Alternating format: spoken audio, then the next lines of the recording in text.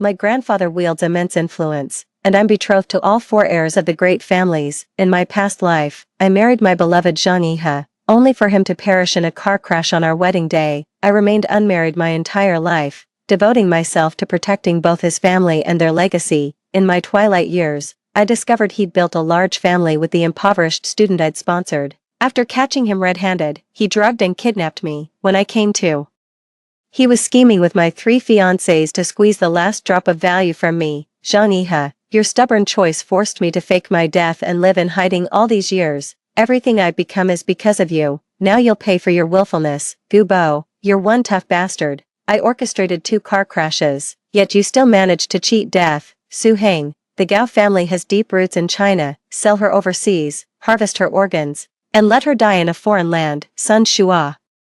What a shame not to witness her death firsthand. Let's hand her to our sworn enemy and have them finish her off. Zhou Ting, the impoverished student I sponsored, walked in and stabbed me to death. 4 men said, well done, someone like him deserved to die long ago. Afterward, they dismembered me and fed my remains to stray dogs. When I opened my eyes again, Grandpa asked who I'd marry. A shiver ran down my spine instantly. Grandpa looked at me with concern. Tong Tong, what's wrong?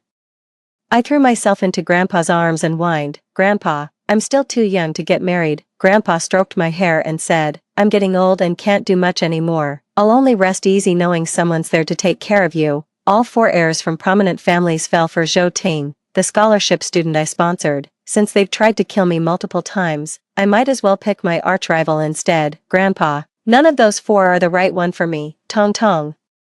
Have you found someone you like? Not exactly, but I think Li Ziming seems pretty decent. Grandpa burst into laughter. That Li boy would be over the moon if he knew you chose him. Mad, absolutely insane. If he's not crazy already, I'll drive him mad. The butler hurried in. Master, young mistress, Zhang Yihe and Zhou Ting have arrived. Zhang Yihe, what's he doing here? Zhang Yihe and Zhou Ting walked in hand, the grandfather, being experienced, immediately saw through their act and slammed the table in anger. Zhang boy, what do you mean by this? Zhang Yihe maintained his haughty expression without bowing his head despite his grandfather's anger, while Zhou Ting blushed demurely. I was reborn. Seeing them like this, I could pretty much guess what was going on. Grandfather Gao, Gao Yuetong, I came here today to make one thing clear. I won't be marrying Yuetong. My heart belongs to Tingting, and I'll marry no one else in this lifetime.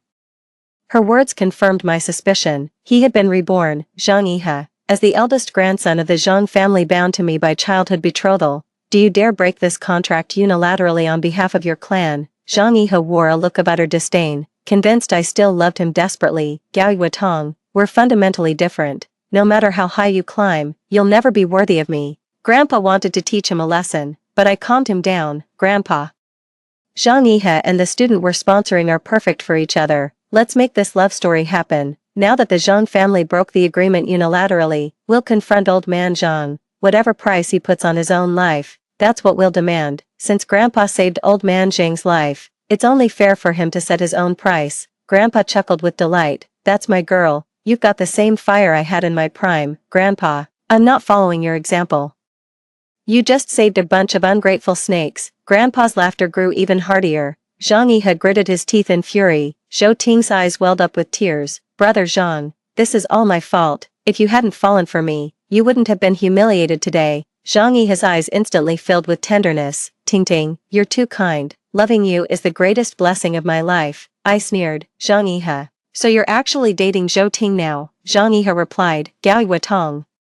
In this lifetime, my heart belongs only to Tingting. I pulled up my payment QR code. Since Zhou Ting is your woman now, you should repay all the money I've been supporting her with these years. Zhang Yihe, if you love Zhou Ting so much, why let another man support your woman? People might think your family went bankrupt. Zhou Ting cooed. Brother Zhang, Zhou Ting's worked like magic. Zhang Yihe's ego soared as he scanned the payment QR code, only to have his smug grin wiped clean when he saw the 5 million yuan price tag. Gao Yuetong, are you out of your damn mind? 5 million. Zhou Ting couldn't meet Zhang Yihe's gaze out of guilt. I sneered. Zhang Yihe, as the heir of the Zhang family, can't even afford to keep your woman. Zhang Yihe retorted. Gao Yuetong, I see your game, trying to pressure me with 5 million. Don't even dream about it. I instructed the butler to print out Zhou Ting's expenditure records from recent years.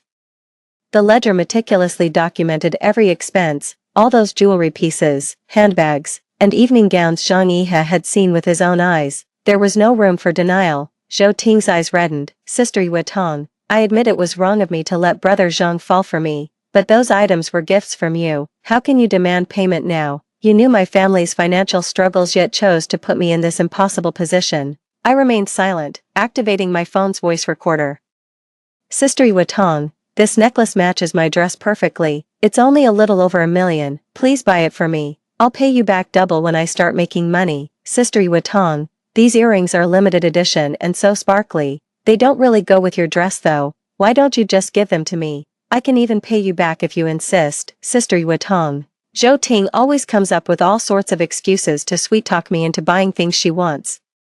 A flicker of panic flashed in Zhou Ting's eyes. Zhang Yihe gritted his teeth and scanned the payment code. I beamed with delight as the 5 million hit my account. Grandpa, I plan to use this 5 million to sponsor more underprivileged students. 5 million. That's nowhere near enough. I'll get the money from old man Zhang and give it all to you. How much will Grandpa Zhang give? Depends on how much the old man values his life. Grandpa and I had a pleasant conversation. Zhang Yihe froze in place, mistaking my calm demeanor for forced composure. Zhou Ting, seeing the money returned, coyly linked arms with Zhang Yihe. Sister Yutong, Zhang and I are getting engaged next month. You simply must come. In my past life, I'd loved Zhang Yihe deeply. This treatment would have shattered me. I hope they get the hell out of my life for good. Fine. Congratulations on your engagement. Zhang Yihe didn't expect that reaction from me. That's it. What else did you expect? Zhang Yihe stared at me speechless for what felt like ages until Grandpa, unable to bear the awkwardness, signaled the butler to show him out. Never having been treated this way before, Zhang Yihe was left utterly humiliated on the spot. The butler didn't mince words. He physically shoved him out the door. Zhou Ting tried to resist, but a maid thrust a faded backpack into her arms and pushed her toward the exit. Miss Zhou, here are your belongings. Please take them. The gate slowly closed before their eyes. Grandfather slammed the table and stood up in anger. Who do they think they are? I'll have my men take care of them all. I grabbed Grandpa's hand and teased. Silly Grandpa, slapping the table only hurts your own hand, you heartless little brat. I save my heart for those who care. They don't deserve it. I pulled out my phone and saw Zhang Yihe's flashy social media post announcing his engagement in a month. I gave it a thumbs up. Tong Tong, are you out of your mind with anger? Do you think Grandpa Zhang would actually agree to let Yihe and Ting get engaged? You're hoping that. Grandpa sighed. As expected, his granddaughter only had eyes for Yihe. We're going to the Zhangs right now to demand the money. I dragged Grandpa along. Terrified the cash would vanish if we arrived too late, Ting Zhou was never one to behave properly. In my past life, I'd repeatedly cleaned up her scandals. I needed to secure maximum benefits before Yihe became permanently tied to her. The Zhang family, old Master Zhang warmly received Grandpa upon his arrival, but nearly fainted from rage upon hearing what Zhang Yihe had done. I couldn't care less. This whole family conspired with Zhang Yihe to deceive me in my past life. Now I'm just collecting some interest. A single visit to the Zhang's place netted me an extra 100 million. This trip was definitely worth it. Grandpa saw my fox-like grin and knew I'd truly let go. Tong Tong, what's so funny? I'm laughing because Zhang Yihe's golden days are over. After making old Zhang lose face, Yihe will face the music. His heir position is doomed. Zhou Ting will ditch him for greener pastures. And karma's coming for him. Zhou Ting's scandal broke a few days later. Explicit photos of Zhou Ting with a wealthy heir began circulating online. Though slightly blurred, those who knew Zhou Ting could recognize her instantly. Many people expressed skepticism. Is high society really this messy these days? Absolutely chaotic. I heard Zhang Yihe broke off his engagement with Gao Yutong to marry Zhou Ting instead. Zhang Yihe really hit the jackpot, marrying the town bicycle. The Zhang ancestors must be rolling in their graves. This is just the beginning. Before Zhou Ting's scandal could be contained, another wave of controversy hit. Photos surfaced showing Zhou Ting renting out entire venues overseas. 4 men were seen kneeling to serve Zhou Ting as she reveled like a queen surrounded by admirers. Zhou Ting's really living it up. 1 woman with 4 men. Poverty really limits my imagination. With Zhou Ting's wild lifestyle, who knows how many kids she's had? What's so surprising? The real fun begins when she gets pregnant and no one knows who the father is. I watched the drama unfold, savoring it alone. Zhang Yihe had charged in like a wild beast. Gao Yutong, his roar came straight at me. I didn't flinch. When he went for my throat, I offered it willingly. His roar had barely begun when another furious shout erupted, "Zhang Yihe!" Both Grandpa Zhang and my grandfather emerged from the study just in time to witness the scene, before I could lift a finger. Grandpa Zhang's cane came crashing down on Zhang Yihe's leg. My grandfather rushed over and punched Zhang Yihe square in the face. Young as Zhang Yihe was, he stood no chance against the old man. A single punch knocked out 2 of his teeth, blood filled his mouth, his legs battered by Grandpa Zhang, yet he clenched his teeth and stubbornly held his ground. Seeing his wretched state still didn't satisfy me, I threw myself into Grandpa's arms, sobbing uncontrollably, "Old man Zhang. Look what your grandson has done. How could you people hurt my Tong Tong? She's so innocent and kind-hearted." Zhou Ting rushed in from outside and threw herself at Zhang Yihe. "Brother Zhang, don't blame Sister Yue Tong. This must be some misunderstanding." With Zhou Ting's support, Zhang Yihe struggled to his feet. "Ting Ting, I know you're hurting inside, but don't be so naive. Gao Yue Tong framed you. This was all her doing." The words made no sense at first, but I quickly figured out what was going on. Grandpa and old Zhang had seen it all in their years. They understood the situation immediately. Gubo burst in, spotted both grandpas present, then pointed at me and snarled, "Gao Yue Tong, enough. Zhou Ting and Zhang Yihe are truly in love. Is smearing her name really that entertaining?" Su Heng walked in, casually greeting Grandpa Gao and Grandpa Zhang before saying with a slouching attitude, "Gao Yue Tong, you've really crossed the line this time." Staring at these 3 men, the same ones who'd murdered me alongside Zhou Ting in my past life, I felt waves of hatred churning inside me. I immediately called the police. "Zhang Yihe, Gu Bo, and Su Heng think I've lost my mind." Zhou Ting got cold feet. Unexpectedly, the online narrative flipped again before the cops arrived. Those compromising photos originally featuring Zhou Ting were shockingly replaced with mine. Staring at those photos and vicious comments on my phone, I demanded a formal investigation. They really went for the jugular. 5 people ganged up to ruin me. In your dreams, the Gao family's stocks plummeted, sending Grandpa into a furious rage. Zhang Yihe and Zhou Ting flaunt their affection publicly at every opportunity. Netizens gush about her purity, calling them a match made in heaven. Major media outlets are flooded with photos of their embraces. Watching the escalating situation online, I seized the opportunity to buy shares of my own company. I patented all the jewelry I designed over the years and auctioned off my paintings, then donated all the proceeds to charity. A few days later, I received the engagement invitation from Zhang Yihe and Zhou Ting. They moved up their engagement. Zhang Yihe is going all out to self-destruct while trying to whitewash Zhou Ting, oblivious to being dragged into the mud. As I entered the banquet, I felt countless mocking gazes upon me. Having lived through worse in my past life, I've long been immune to this sort of thing. How does Gao Yue Tong even dare to show her face here? Who would have thought? Gao Yue Tong always seemed so aloof, but she'd do anything for Zhang Yihe. I heard old Master Gao was so angry he got hospitalized, yet she still has the nerve to attend her ex's engagement party. She's probably here to crash the wedding, isn't she? Amidst the crowd's jeers, Zhou Ting appeared arm in arm with Zhang Yihe. "Sister Yue Tong, you're here." Sister Yue Tong, a girl should always maintain her dignity and self-respect, lest others find fault and leave her unable to hold her head high for life. Unfazed, I replied with a smile, "Zhou Ting, it's your engagement day today. Your parents must be on their way, right?" Zhou Ting's face turned pale, a flicker of panic flashing in her eyes. "I've already sent people to pick up your parents. Since cars can't reach the mountains, I dispatched a helicopter instead." Seeing this, Zhang Yihe's expression darkened as he grabbed my wrist. "Gao Yue Tong, that's enough." "Not enough, the best is yet to come." The crowd began whispering among themselves. "The surprises I have in store for them are just beginning." Someone carried in a painting. I lifted the cover to reveal the very artwork that had won an international award just days before. Zhou Ting doubled down on her accusation. "Yue Tong, did you purchase my award-winning piece? Are you certain this is your work?" "Absolutely, this won first prize at the exhibition in America." I chuckled. "Glad you admit it's your work." I projected the recently auctioned artwork onto the large screen. "What a coincidence, a piece I created 3 years ago happens to be nearly identical to yours. Funny you should mention that. My grandfather believes I have a natural talent for painting, and I'll be filing for design patents once my works are complete." "You're the scholarship student I sponsor, living under my roof. Seeing my works is no surprise, but stealing my flawed paintings to exhibit them, that's unacceptable." Enough games, time to reel in the net. I won't waste another second on this Photoshop nonsense. They think I'm scrambling to clear my name, but little do they know, I'm reshuffling the deck. Gubo stepped forward and laid into me without hesitation. Gaoi Watong.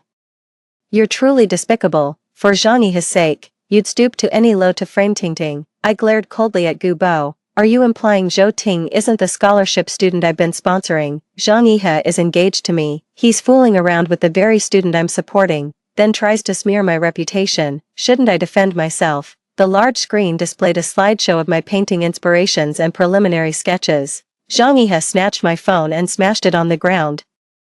The scrolling screen froze, revealing a compromising shot of him and Zhou Ting entangled in a compromising split position in the art studio. Gaoi Watong. That's the pot calling the kettle black. As his words hung in the air, murmurs of disbelief rippled through the crowd. At first Zhang Yihe thought the crowd was on his side, but their reactions and the damning evidence on the big screen left him momentarily stunned. Zhou Ting loved showing off her slender, flexible waist with a belly button piercing, and her signature move was doing the splits when aroused. That distinctive pose made her recognizable. Many had seen her belly ring during pool parties. That move's insanely hard to pull off. But Zhou Ting actually nailed it. Ha ha ha. Zhang Yi had dumped Gaoi Watong just to hop on that train. Someone's taking a huge loss this time. Another voice exclaimed in shock. Quick, check your phones. Everyone scrambled for their phones and saw something even more explosive. Zhou Ting wasn't just entangled with Zhang Yihe. She'd also ensnared Gu Bo and Su Heng. Humiliation. Absolute humiliation. Zhou Ting's entire body turned ice cold, as if plunged into a frozen abyss. When she reached for Zhang Yihe's hand, he coldly shook her off, leaving her weeping with heartbreaking beauty. Brother Zhang, this isn't true. Gaoi Watong framed me out of jealousy. Zhang Yihe remained expressionless and silent. Gu Bo and Su Heng, who had publicly supported Zhou Ting earlier, were visibly shaken. Each had believed himself to be Zhou Ting's one and only to discover they'd been serviced by the same woman in identical ways, a humiliation worse than being stripped naked in public. Some people just love to stir up trouble. What's all the commotion about? Li Ziming walked in from outside, saw the big screen, and whistled. Zhang Yihe, didn't know you were such a player. The remark sparked a wave of raucous laughter. Gu Bo and Su Heng were already overwhelmed, their anger at being deceived burning even hotter. Zhang Yihe's face turned ashen as he ordered the large screen to be shut off. Zhou Ting never expected things to spiral out of control. When she tried begging for Zhang Yihe's forgiveness, he coldly shoved her away, sending her crashing to the ground unprepared. Ting Ting. The familiar voice made Zhou Ting's face instantly pale. Soon, a plainly dressed middle-aged couple entered the room. Zhou Ting tried to hide, but her photo remained on the large screen. With just one glance, the parents recognized their daughter. Mr. Zhou stormed over and slapped Zhou Ting twice across the face. You've utterly disappointed me, Mr. Zhou said coldly before turning on his heel and walking away. Mrs. Zhou never imagined her pride and joy would stoop to such disgraceful behavior. They had arrived brimming with pride. Their daughter graduated from a prestigious university and landed an enviable marriage, with nothing but bright days ahead. This is utterly humiliating. I recognize Mr. and Mrs. Zhou. What are they doing here? I was just talking earlier. I didn't actually send anyone to pick them up. Who did this? Is it Sun Shua? Gu Bo and Su Heng showed up to support Zhou Ting, but he was conspicuously absent. He's nowhere to be seen in those compromising online photos either.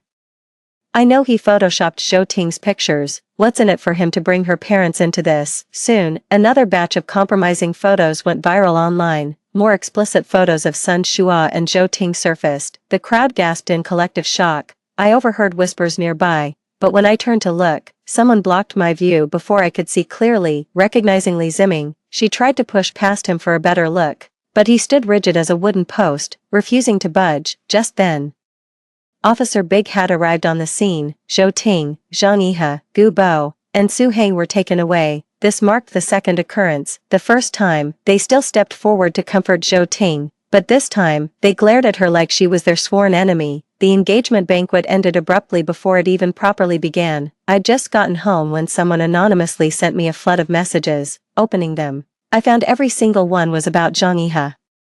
Every message is a ticking time bomb. Just one could bring the Zhang family to ruin. I quickly checked the 100 million compensation I'd just received. Thank God I demanded the money in time. Ding dong, a friend request. I recognized who it was from the profile picture, ignored it, and tossed my phone aside. Grandpa came out of the study and, seeing me like this, tapped his cane firmly on the floor. Who's upset our Tong Tong? Nothing. the Zhangs are about to go under. Good thing we got our money back in time, or it'd be down the drain. Oh, seems our Tong Tong has some inside information. Not really. I didn't know who this person was or their intentions, so I wasn't about to walk into a trap. Grandpa didn't press further and said with a chuckle, Tong Tong. That Li family boy found out. He's coming tomorrow to propose, Grandpa.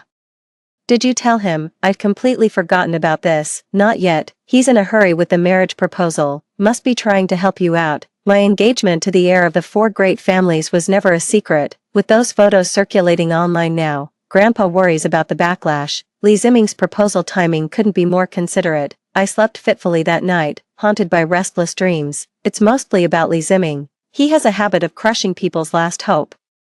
His appearance at this moment, could those indecent photos online be related to him? What about Zhou Ting's parents? Woke up to find it was almost noon, was about to doze off again when I heard faint noises downstairs. Oh no, Li Ziming said he'd come to propose today. Could that be him? I quickly washed my face and hurried downstairs to find Li Ziming playing chess with Grandpa, while Grandpa Li and his parents stood watching. Such a heartwarming scene. It's been years since the house felt this lively. I tiptoed downstairs and had barely steadied myself when Li Ziming glanced up at me. That look sent a shiver down my spine. Was he actually serious about this? Seeing the game was lost, Grandpa scattered the chess pieces. Enough playing, let's get down to business. Li Ziming immediately stood up and bowed respectfully. Hello, Grandpa Gao. Grandpa Li sat across from him and remarked, Old Gao, you've raised such a fine granddaughter. My rascal grandson here has been smitten with her for years. Ha ha ha, Grandpa laughed heartily. To be frank with you, Elder Gao, my grandson has always been rebellious. When he heard you saved 4 old folks to arrange this marriage, he practically wanted to shove me into the same pit. You'd better save me too while you're at it. The old man spoke cheerfully, sitting beside Grandpa. I didn't believe a word they said, but as long as Grandpa was happy, I'd play the role of the obedient granddaughter. The 2 families shared a meal together. And just like that, my engagement to Li Ziming was settled. The engagement and wedding plans felt rushed, but I held my tongue, waiting to discuss it privately with Grandpa after everyone left. Yet after dinner, Li Ziming unexpectedly pulled me away, claiming there was something urgent. Li Ziming orchestrated a marriage proposal, with all our circle of friends in attendance. Everyone was there except those few who got arrested over indecent photos. Such a grand and lively proposal was something I'd never even dreamed of. I thought this would be my life, nothing wrong with living alone. So this is how it feels to be proposed to on bended knee in public. After Li Ziming's proposal, amid everyone's encouragement, he gently pressed his lips to mine. I tried to push him away, but he whispered pleadingly, Tong Tong, don't push me away, please. His voice was barely audible, yet it made my heart race. It dawned on me, this must be what it feels like to be truly cherished. Li Ziming gave me a brief, familial peck before pulling away, holding me close. He announced our engagement and wedding dates, engaged and married within a month. Someone's in a real hurry. The Zhang family blew up. The Zhang family had no chance of recovery left. When Zhang Yihe was released, this was the dire situation he faced. I was sound asleep when Zhang Yihe's shouts from downstairs woke me to the news. Zhou Ting emerged to find her parents buried in a landslide during their mountain return. Gu Bo, Su Heng, and Sun Shua emerged only to face disownment. They would never again be heirs to their families. Every single person who ever bullied me got their comeuppance overnight. My thoughts turned to Li Ziming. He's the type who ties up every loose end. No loose threads left behind. Li Ziming sent me a bunch of grinning emojis. When I came downstairs after washing up, the breakfast table was completely empty. Grandpa, Tong Tong, come sit. The Li boy said he's bringing your favorite breakfast. This time Grandpa won't be fooled. He's out if he doesn't shape up. As the old man finished speaking, Li Ziming came rushing in with breakfast in both hands. Grandpa, please, I've been single for ages. Don't ruin my chance at love, you little rascal. How old are you to talk about decades of being single? Decades past. My heart skipped a beat. Had he been reborn too? Zhang Yihe was reborn for Zhou Ting, but what was his reason for returning? The moment Li Ziming placed a shepherd's purse bun in my bowl, I knew he had truly been reborn. In my past life when I got older, this was exactly my kind of comfort food. Shepherd's purse buns were part of my daily breakfast. One bite and I recognized that familiar taste. How is it? Made it myself. Li Ziming grinned as he leaned closer. Your handiwork. Decades of practice. Could do it blindfolded. Li Ziming produced video evidence. Anticipating my skepticism, Li Ziming's gaze held that familiar glint, his smirk mirroring memories from another lifetime. Clenching my teeth in fury, I raised my hand, only for Lee to thrust his face forward in challenge. Bring it on, humph. I took an aggressive bite of the seasonal tournament bun. Lee Zimming sat beside me with this annoyingly smug look.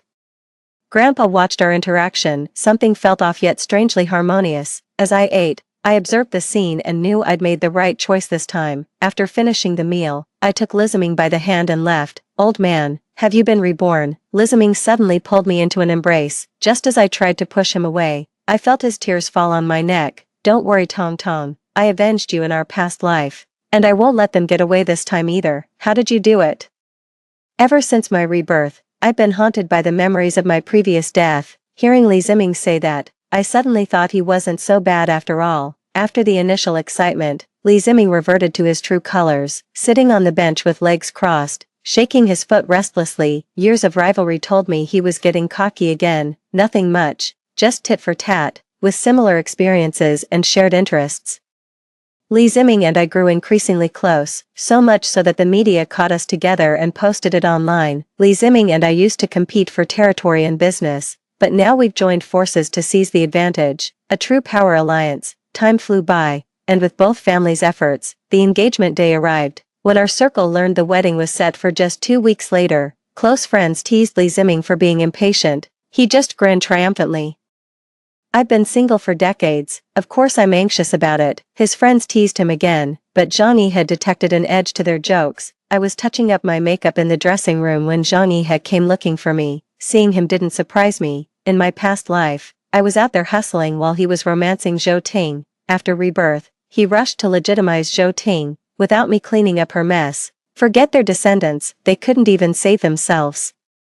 Seeing their current wretched state brings me immense satisfaction. Tong Tong, we've all been deceived by Lee Zimming. Zhang Yihe, what did you just say? Zhang Yihe crouched before me, his gaze burning into mine. His voice came out hoarse, with barely concealed jealousy flickering in his eyes. I'll be straight with you. I've been reborn. I know everything that's going to happen. I frowned at him, feigning confusion. You may not believe what I'm saying, but you must remember my words. Lee Zimming doesn't love you, he's only after your family's fortune. Lee Zimming had someone switch your grandfather's blood pressure medication, causing his hospitalization and death. He was the one who tore us apart in our past life too. After you married him, he abused you daily. Zhang Yihe claimed to be reborn, twisting the truth to trick me into jilting the wedding, just using my Gao family's influence for his comeback. His shamelessness was written all over that disgusting face. As I was about to throw a punch, Lee Zimming barged in with a crowd. Lee Zimming grabbed Zhang Yihe by the collar and landed a fist, knocking out 4 teeth. With the 2 teeth Grandpa recently lost, his mouth looked like a dark hollow, frankly terrifying. Zhang Yihe snapped back to reality, took a step backward, and retorted defiantly, Lee Zimming, don't get cocky. I've told Tong Tong all about your dirty deeds. Tong Tong would never marry an abusive jerk like you. I saw it clearly from the sidelines. Zhang Yihe instinctively recoiled, his eyes brimming with unmistakable fear. That time Zhang Yihe woke me, but when I went downstairs, he'd vanished without a trace. Lee Zimming's methods of vengeance in our past life must have been brutal. Even reborn, Zhang Yihe still carries that lingering terror. The thought alone thrills me. Lee Zimming walked up beside me and wrapped his arm around my waist. Zhang Yihe, you're absolutely disgusting. While you were engaged to my wife, you were fooling around with that scholarship student she sponsored. Now that your family's bankrupt, you suddenly remember my wife's worth, trying to ride her coattails for a comeback. Have you no shame? We all move in the same social circles. The Zhang family scandal exploded, with Zhang Yihe being the spark that lit the fuse. People initially thought he got what he deserved, but now he's shamelessly inserting himself into someone else's wedding, causing a scene, utterly disgraceful. Facing the crowd's mockery, Zhang Yihe's face cycled through shades of pale, ashen, and finally livid, a spectacle in itself. Soon enough, he reverted to his shameless, thick-skinned self, utterly unfazed, pointing at several people nearby. Li Qing, your grandfather's study should have a black pipe. That thing's worth 50 million, now it's probably been sold for just 50,000, hasn't it? Gua Tian. Your family's supermarket is being squeezed by the newly opened Lilai supermarket. Do you know who really owns Lilai? Huang Yi. Your family's international deal was at the signing stage when someone swooped in. Do you know who that was? Zhang Yihe sought to exploit knowledge from his past life to stir public outrage and direct the blame towards Lee Zimming. Unfortunately, his past life knowledge was limited to trivial affairs between men and women. when it came to business tactics. He only grasped the surface. What gets published in the media is carefully curated for public consumption. The real inside stories, only a select few ever learn those. Contrary to Jean-Yves' expectations, the three named individuals neither flew into a rage nor demanded explanations. They simply charged at him and beat him senseless. They pummeled him while hurling curses. Damn. Men who've been with a player queen always turn out to be total losers. At the same time, in different locations. Gu Bo, Su Heng, and Sun Shua were all beaten up by strangers. They left the same message. Damn, men who've been with a player queen always turn out to be total losers. Before the wedding, Zhang Yi had asked to meet me, saying he had something important to tell me, but I ignored him. On the wedding day, as I stepped out of the bridal car, Zhou Ting rushed through the crowd with a knife. Gao Yuetong, you bitch, I'm going to kill you. Loose lips sink ships. Her silence might have worked. But she gave herself away by talking and got caught. The one who caught her was none other than Zhang Yihe. Zhang Yihe seized her, knocked Zhou Ting unconscious with a punch, and carried her away. Everyone witnessed the scene, clueless about what drama was unfolding between them this time. Our wedding proceeded as planned, with Liz Ming flaunting our honeymoon itinerary on social media. The honeymoon period kept us swamped, between trying for a honeymoon baby and non-stop traveling. Liz Ming was constantly disappearing from sight. The honeymoon ended, leaving Liz Ming with unexpected free time. A peaceful quiet settled around us, undisturbed by outsiders. We played chess, sipped tea, and made plans for our future together. I felt a profound sense of security and happiness unlike anything before. That day at the cocktail party with Li Ziming, I suddenly felt nauseous and started retching. My reaction drew quite a crowd, fortunately. There was an elderly Chinese medicine practitioner at the event who took my pulse and announced I was pregnant. Li Ziming and I rushed to the hospital for a prenatal checkup, where we were told the baby was developing perfectly. As we were leaving, just when Li Ziming went to get the car, Zhang Yihe suddenly appeared. His sunken eyes and unkempt beard framed a gaze filled with unreadable emotions. Gao Yuetong. Only after losing everything did I realize how terribly wrong I was. If given another chance, I'd choose only you. With those words, he walked away. The man struck me as utterly incomprehensible. Does he even realize he was wrong? No, he blames everyone else. What he truly regrets is losing his privileged life. Now he's living like a rat in the shadows, afraid to face the light. Li Ziming arrived quickly by car. Once I got in, Zhang Yihe's appearance was completely forgotten. 2 days later, I saw the news Zhang Yihe had murdered Zhou Ting. She was caught red-handed by the cops while dismembering Zhou Ting's body for stray dogs to devour. Only then did I realize Zhang Yihe truly regretted his actions. He'd recreated the exact tragedy from his past life upon Zhou Ting. But none of this concerns me. With my husband and child, I'm living my happiest life in this lifetime. Several months later, our daughter was born. The household dynamics have shifted. With everyone doting on our daughter, I can focus on my career. Without Liz Ming, I'm unstoppable in the business world. Business trips are a regular occurrence. The crowd erupted in murmurs, signing contracts until my hand went numb. The business empire kept expanding. I became the Iron Lady in people's eyes, while Liz Ming took on the role of supportive spouse. And our daughter became our pride. Years later, I stumbled upon a sobering realization. Their daughter was spoiled rotten by Li Ziming. Some said being raised so pampered would make her grow up into an entitled brat. The girl charged forward with giant shears, pointing them at the person's nose while yelling, "My parents are rich, what's it to you how they spend their money, you nosy octopus, keep meddling and I'll snip your tentacles off."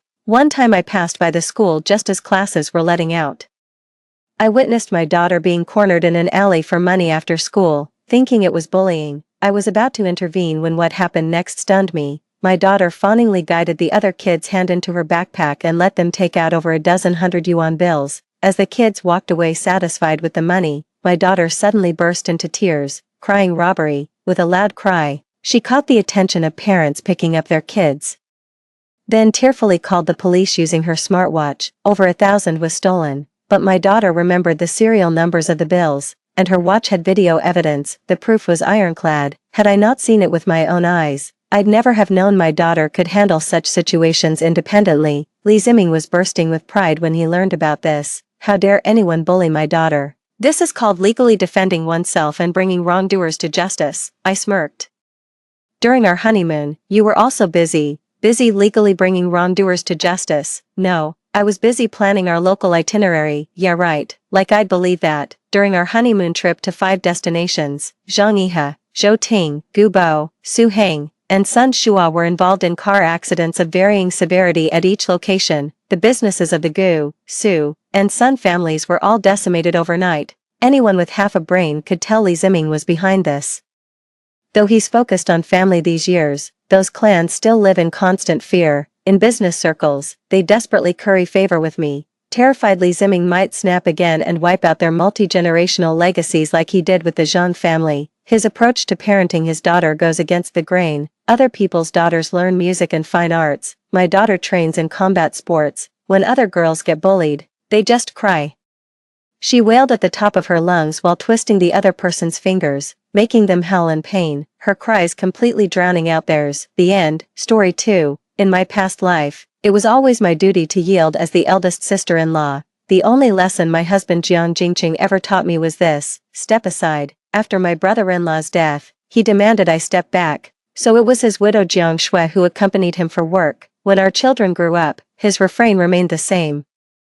I must concede, so both of Jiang Shui's children landed government jobs thanks to Jiang Jingqing's connections. They're pulling in 10 to 20k monthly pensions with top-tier medical benefits. Meanwhile, my kids are stuck breaking their backs in the fields. I know my children resent me for it. They blamed me for failing to keep my husband's affection, yet bent over backwards to please Jiang Shui's family, even on my 80th birthday. They all seemed to develop collective amnesia and went to celebrate Jiang Shui's instead. Overcome with rage, I stormed over and flipped the table. As I collapsed from the heart attack, my dying sight was everyone fussing over Jiang Shui. Terrified she might be startled, given a second chance at life, I'd simply let go of Riverside Heights 2. 1. I'd been waiting outside the post office for 3 hours. The moment the post office opened, I rushed in. Hello, I'm Zhou Lihua. Do you have any registered mail for me? My hands at my sides began trembling uncontrollably. Comrade Zhou Lihua. I nervously clutched at my sides. Why yes, that's me, registered mail for you. Please sign here. I signed my name with careful precision. I hurried home. Mommy, I'm hungry. A little munchkin came running and clung tightly to my leg. My expression cooled. Still, I went to steam her a bowl of egg custard in the kitchen. Jiang Jingqing had mailed all this month's meat ration coupons to Jiang Shui's house next door. He seemed to have forgotten there was a wife and child to feed at home. Her eyes were only for Jiang Shui and her twins. Seeing my daughter eating steamed egg custard at the table, I went into the room. The registered mail was sent by my professor. In my past life, I'd also received an invitation from my mentor to join his medical team for border relief work. Those classmates who returned after 3 years of frontier assistance work with our mentor all secured promising positions afterward. But in just 10 days, Jiang Jingqing will return. He told me that as the elder sister-in-law, I should be more understanding. My younger brother worked himself to the bone to fund his education back then, which led to his tuberculosis. Otherwise he wouldn't have passed so young. This was his debt to Jiang Shui's family. He said I was perfect in every way and had complete trust in me, unlike fragile Jiang Shui who'd struggle raising a child alone, so he insisted she accompany him for work. I was utterly shocked and couldn't comprehend it at the time, but after years of marriage, Jiang Jingqing had already gaslighted me into complete foolishness. I believed my husband was my entire world, so I swallowed my resentment and humiliation, raising the child alone, and abandoned my plans to support the border regions.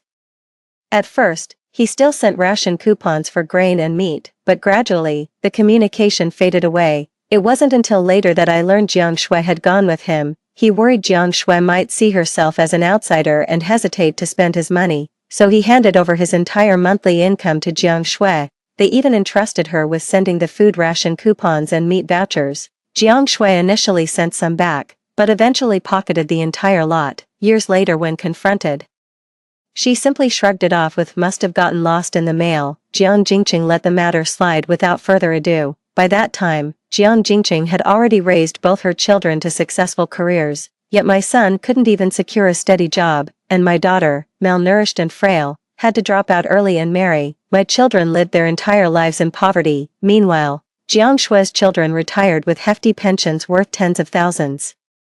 Their whole family living in prosperity.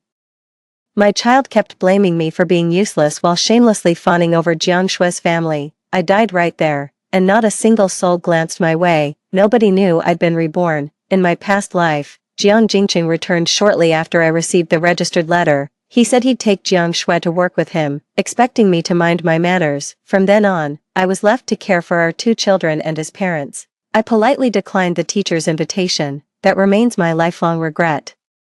I gently traced my fingers over the invitation in my hands, then swiftly packed all my belongings. This lifetime, not only am I going to the border regions, but I'm also leaving my ungrateful children with Jiang Jingqing. He actually thought he could take Jiang Shui and her 2 kids to work with him. Yeah, right. In his dreams, after packing all the luggage, I carried my daughter and went next door. The moment I stepped into Jiang Shui's place, the aroma of cooked meat hit me. A widow with no job or income, yet she could afford meat regularly and new clothes, all thanks to my generous husband. In my past life, I always believed what Jiang Jingqing owed his brother, I owed too, so even though it irked me how Jiang Jingqing kept funneling our family's money to Jiang Shui, I never made a scene, but in the end, I lived in poverty my whole life while she reaped all the benefits with my man. I walked out carrying my daughter and saw Jiang Shui chatting with some neighbors at the street corner. Jiang Shui was wearing a brand new blue polyester blouse, black dress pants, and had a black bow tied in her hair. To a stranger, she could easily be mistaken for a schoolteacher. When she noticed me approaching with my child, Jiang Shui paused before saying, "Sister-in-law, in my past life, I initially felt uneasy around her and avoided speaking to her. Later, that unease turned into pure hatred. I despised how she clung to Jiang Jingqing like a parasitic vine, draining the life that rightfully belonged to my child and me." Jiang Shui probably sensed my resentment, which is why we barely crossed paths despite living next door. I gave Jiang Shui a once-over without saying a word. Even the neighborhood aunties started looking puzzled now. "Li Hua, what's gotten into you? Yeah, why are you staring at Jiang Shui like that?" I pursed my lips before finally looking at Jiang Shui. "Did Jiang Jingqing send you more ration coupons again?" The moment I asked, Jiang Shui's expression changed. Sister-in-law." The neighbors stared at me in shock, then turned their gaze to Jiang Shui. I said coldly, "My child hasn't had a bite of meat in 2 months. I just smelled meat cooking at your place. Did Jiang Jingqing send you more ration coupons again?" My words instantly flustered Jiang Shui. "And no, I was just, that was borrowed from someone." I gave her a cold smile. "But someone saw the letters Jiang Jingqing sent you." After a deliberate pause, I added, 2 letters every month." My words painted the aunties' faces with spectacular expressions. It wasn't until much later that I discovered Jiang Jingqing had actually been sending me ration coupons for grain and meat all along. He figured if they were addressed to me directly, Jiang Shui, as my sister-in-law, would feel awkward about asking me for them, so he sent all the coupons to Jiang Shui first, expecting her to pass them on to me. But she never did. Her husband's been dead for 3 years. All this time, Jiang Jingqing's been sending her money and bills every month, yet his lawful wife hasn't seen a single penny. Jiang Shui never expected I'd find out about this. In her eyes, even if I found out, I'd still have my pride. I'd never stoop to seeking her out like some defeated rival, because reaching out to her would mean admitting Jiang Jingqing values her more than me. Just look at this. I'm clearly Jiang Jingqing's wife. Yet he prioritizes Jiang Shui in everything. Jiang Shui never expected I'd actually come knocking on her door. I want no part in whatever's between Jiang Shui and Jiang Jingqing. But what's rightfully mine, I'll reclaim every single penny. Cutting off her chance to argue, I pressed on. "I know for these 3 years since your husband left, Jiang Jingqing's been sending money orders to your household every month, and you've never shared a cent with me." Jiang Shui looked at me, about to speak when I cut her off again. I said, "I don't care what shady business you've got going on with Jiang Jingqing, but you'd better return every last cent that belongs to me. Otherwise, I'll report your affair to the police without hesitation." My words made Jiang Shui stagger slightly. "Sis, no, it's not like that." I didn't. "What do you mean nothing? What exactly don't you have? Are you claiming you never took Jiang Jingqing's bribes? Or that you're not sleeping with him?" "I don't care about your affairs, but every cent of that money better be in my hands by tonight, or I'm going straight to the police tomorrow." I turned away with my daughter in my arms. "Hey, sis-in-law, sis-in-law." When I got home, I steamed some potatoes to make potato pancakes for dinner. All these years Jiang Jingqing was away, I've been raising the kids while working as an apothecary assistant at a clinic, because I'm literate and quick with my hands. Even when I needed time off for family matters, the clinic never let me go. With this income, I managed to support both children. Though I'd decided to leave the children with Jiang Jingqing, I still had a duty to care for them until his return. With my son staying at his grandparents these days, I only cooked dinner for my daughter and myself. I waited until after 9, but Jiang Shui never showed up. I thought she was shameless beyond redemption and was about to report them to the police tomorrow. To my surprise, past 10 o'clock, the front door suddenly swung open from outside, throwing on a robe. I came out to find a noticeably younger Jiang Jingqing carrying a bundle, walking in with Jiang Shui. Jiang Shui caught my gaze and gave a faint smile. "Sis, I forgot to mention, your husband's coming home early today." She hesitated before adding, "Don't bother cooking, he's already eaten at my place." Noticing my expression darken, she flusteredly glanced at Jiang Jingqing and began waving her hands in explanation. "Please don't misunderstand, Junwen hadn't seen his uncle in ages. The moment he returned, the boy just wouldn't let go. Big brother only stayed this late at my place because he dotes on the child. Please, you mustn't." I stared at Jiang Jingqing without speaking. Jiang Jingqing set the things down and reassured the flustered Jiang Shui, "Don't worry. Your sister-in-law isn't the petty type, you should head back now. Junwen will start making a fuss if he doesn't see you soon." Jiang Shui glanced at me hesitantly, her words trailing off. "Big brother, if sister-in-law makes a scene later, please don't you dare." Jiang Shui looked at me, then at Jiang Jingqing before finally walking away.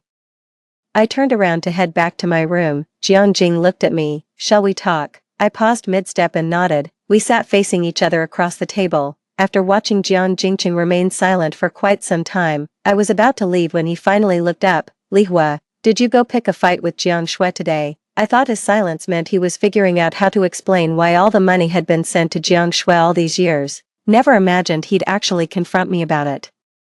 Before I could respond, Jiang Jingqing continued, "Do you realize how your words today will make people view your sister-in-law?" I laughed. "So you're saying you've neglected your family for 3 years, couldn't even provide basic necessities for your wife and kids, yet you've been lavishing money on some mistress, even raising another man's child. You can do all this, but I'm not allowed to call you out on it." Jiang Jingqing never expected me to say these words. His face darkened.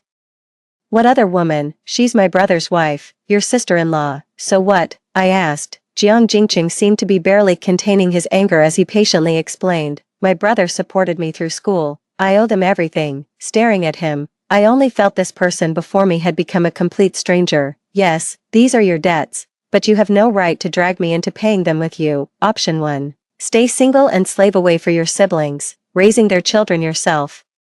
Option 2. Divorce me now and marry Jiang Shui while you still can, but you shouldn't force me and our child to pay your debts. Jiang Jingqing, no one has the right to be this selfish. Zhou Lihua, what kind of nonsense are you spouting? Divorce you to marry Jiang Shui? Is this how an elder sister-in-law should speak? I snapped. So you do remember I'm just the elder sister-in-law. I'm neither her mother nor yours. I owe you nothing.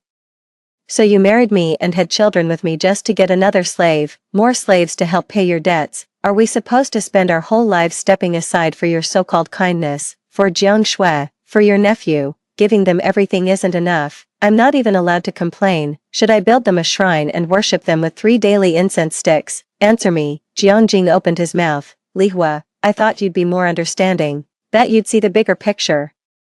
But I never expected you to be so petty. I shot to my feet. You're right. I don't see the bigger picture. I'm petty. For 3 years, you've abandoned your wife and child to support another woman. Do you really think that's acceptable? If you genuinely believe there's nothing wrong with this, then don't blame me for taking this matter to your superiors at work. You." Jiang Jingqing rose abruptly to his feet. "Li Hua, after being away for 3 years.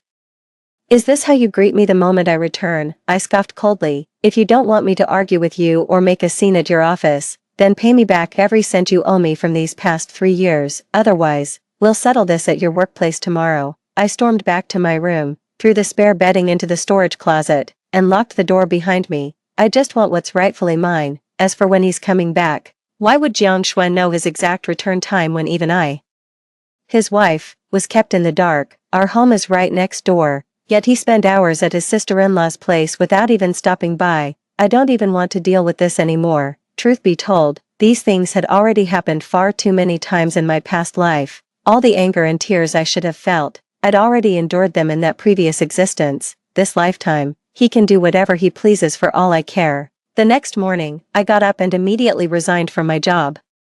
The innkeeper wanted to persuade me to stay, but reluctantly agreed when he heard I was determined to leave. To my surprise, he even gave me a red envelope as farewell gift when I departed. Li Hua, the road ahead is long and arduous, take good care of yourself, you hear? I've worked here for 3 years. The usually stern shopkeeper nearly moved me to tears right before my departure. What distant journey. Jiang Jingqing's figure appeared from outside. The shopkeeper looked at me. This is. My expression cooled. The child's father. The shopkeeper glanced at Jiang Jingqing, then at my subtle headshake, offering only a perfunctory greeting before being called away by a customer. Jiang Jingqing turned to me. What were you two discussing? I pocketed the wages and red envelope from the shopkeeper before turning to leave. Jiang Jingqing caught up and grabbed my arm. Li Hua, I'm sorry, these past 3 years, you've been through so much. I shook off his hand, and he froze for a second. Li Hua, I know I haven't been good enough before, but I swear I'll make it up to you. I scoffed. So this is what you call being extra nice to me, taking Jiang Shui away and leaving me to live like a widow. Suddenly realizing his true purpose for returning, I asked, did you come back to take Jiang Shui away? Jiang Jingqing seemed startled that I knew about this. His eyes flickered with panic as he stammered. What did you say? I said. Did you come back to take Jiang Shui away? I had no problem repeating myself. Jiang Jingqing had nowhere to hide. I wasn't. Oh, I knew it. You'd never stoop to something so shameless. Who in their right mind would take their brother's wife to live with them? Right. My words made Jiang Jingqing jerk his head up abruptly. Li Hua, what kind of talk is that? After just a few years apart, how did you start sounding like one of those shrews? That's downright nasty. So you're really taking Jiang Shui away? My words made Jiang Jingqing fall silent for a moment. Finally, he sighed. Li Hua, Jiang Shui is struggling to raise the child alone. My brother's gone now. She's my responsibility. Do you understand? You're my wife. I need you to understand me on this. Alright. When I remained silent, he continued, Li Hua, I know it hasn't been easy for you. You've worked so hard raising the children all these years, but trust me, once I get settled there, I'll bring you over without fail. Alright, Jiang Jingqing pulled out the money from his pocket and said urgently, Li Hua, I know you must resent me, but you have to understand, if I sent the money directly to you, given Jiang Shui's personality, do you really think she'd accept it? As your man, wouldn't it be better if I sent the money to her first, then had her pass it to you? That way she wouldn't feel awkward about taking your money. I just never expected, all these years. She'd been giving the leftover money to Mom to avoid any misunderstanding between you. My head jerked up abruptly. Jiang Jingqing was still explaining. I've already asked Mom about it. She thought I was sending you money separately. So she kept those funds. Li Hua, this was my oversight. I didn't hear the rest of Jiang Jingqing's words. 10. I knew this was just an excuse they cooked up as a family. They were simply afraid I'd actually show up at his workplace today and expose how he'd neglected his own family for 3 years while sending all his money to his sister-in-law's household. Watching Jiang Jingqing explain himself without a shred of remorse, I felt nothing but icy despair in my heart. Blood is thicker than water. Even though they knew how much I've suffered these 3 years, they turned a blind eye, and now they're even colluding with Jiang Shui to screw me over. Jiang Jingqing and I went to his parents' house. The moment I stepped inside, I saw Jiang Shui sitting there with her head bowed, wiping away tears. My in-laws' faces darkened the instant they noticed me. Jingqing told me you're planning to make a scene at his workplace. Outrageous.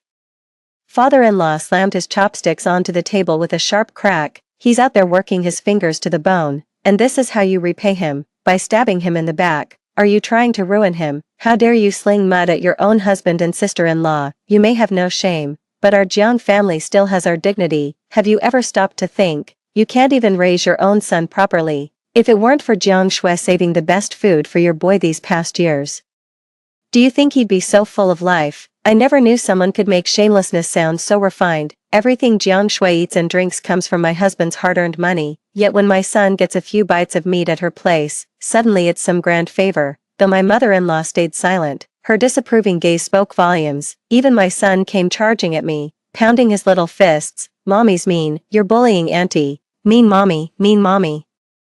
My son got along well with Jiang Shui's kid. When he saw my son hitting me, Jiang Shui's child rushed over too. Those half-grown boys might look small, but their punches pack a wallop. Those hits really hurt. I stood there numbly, letting my son's tiny fists pummel against me. Jiang Jingqing pulled both his son and Jiang Shui's child closer, sighing, Li Hua, you've completely misunderstood the situation between me and your sister-in-law, but I know you didn't mean it.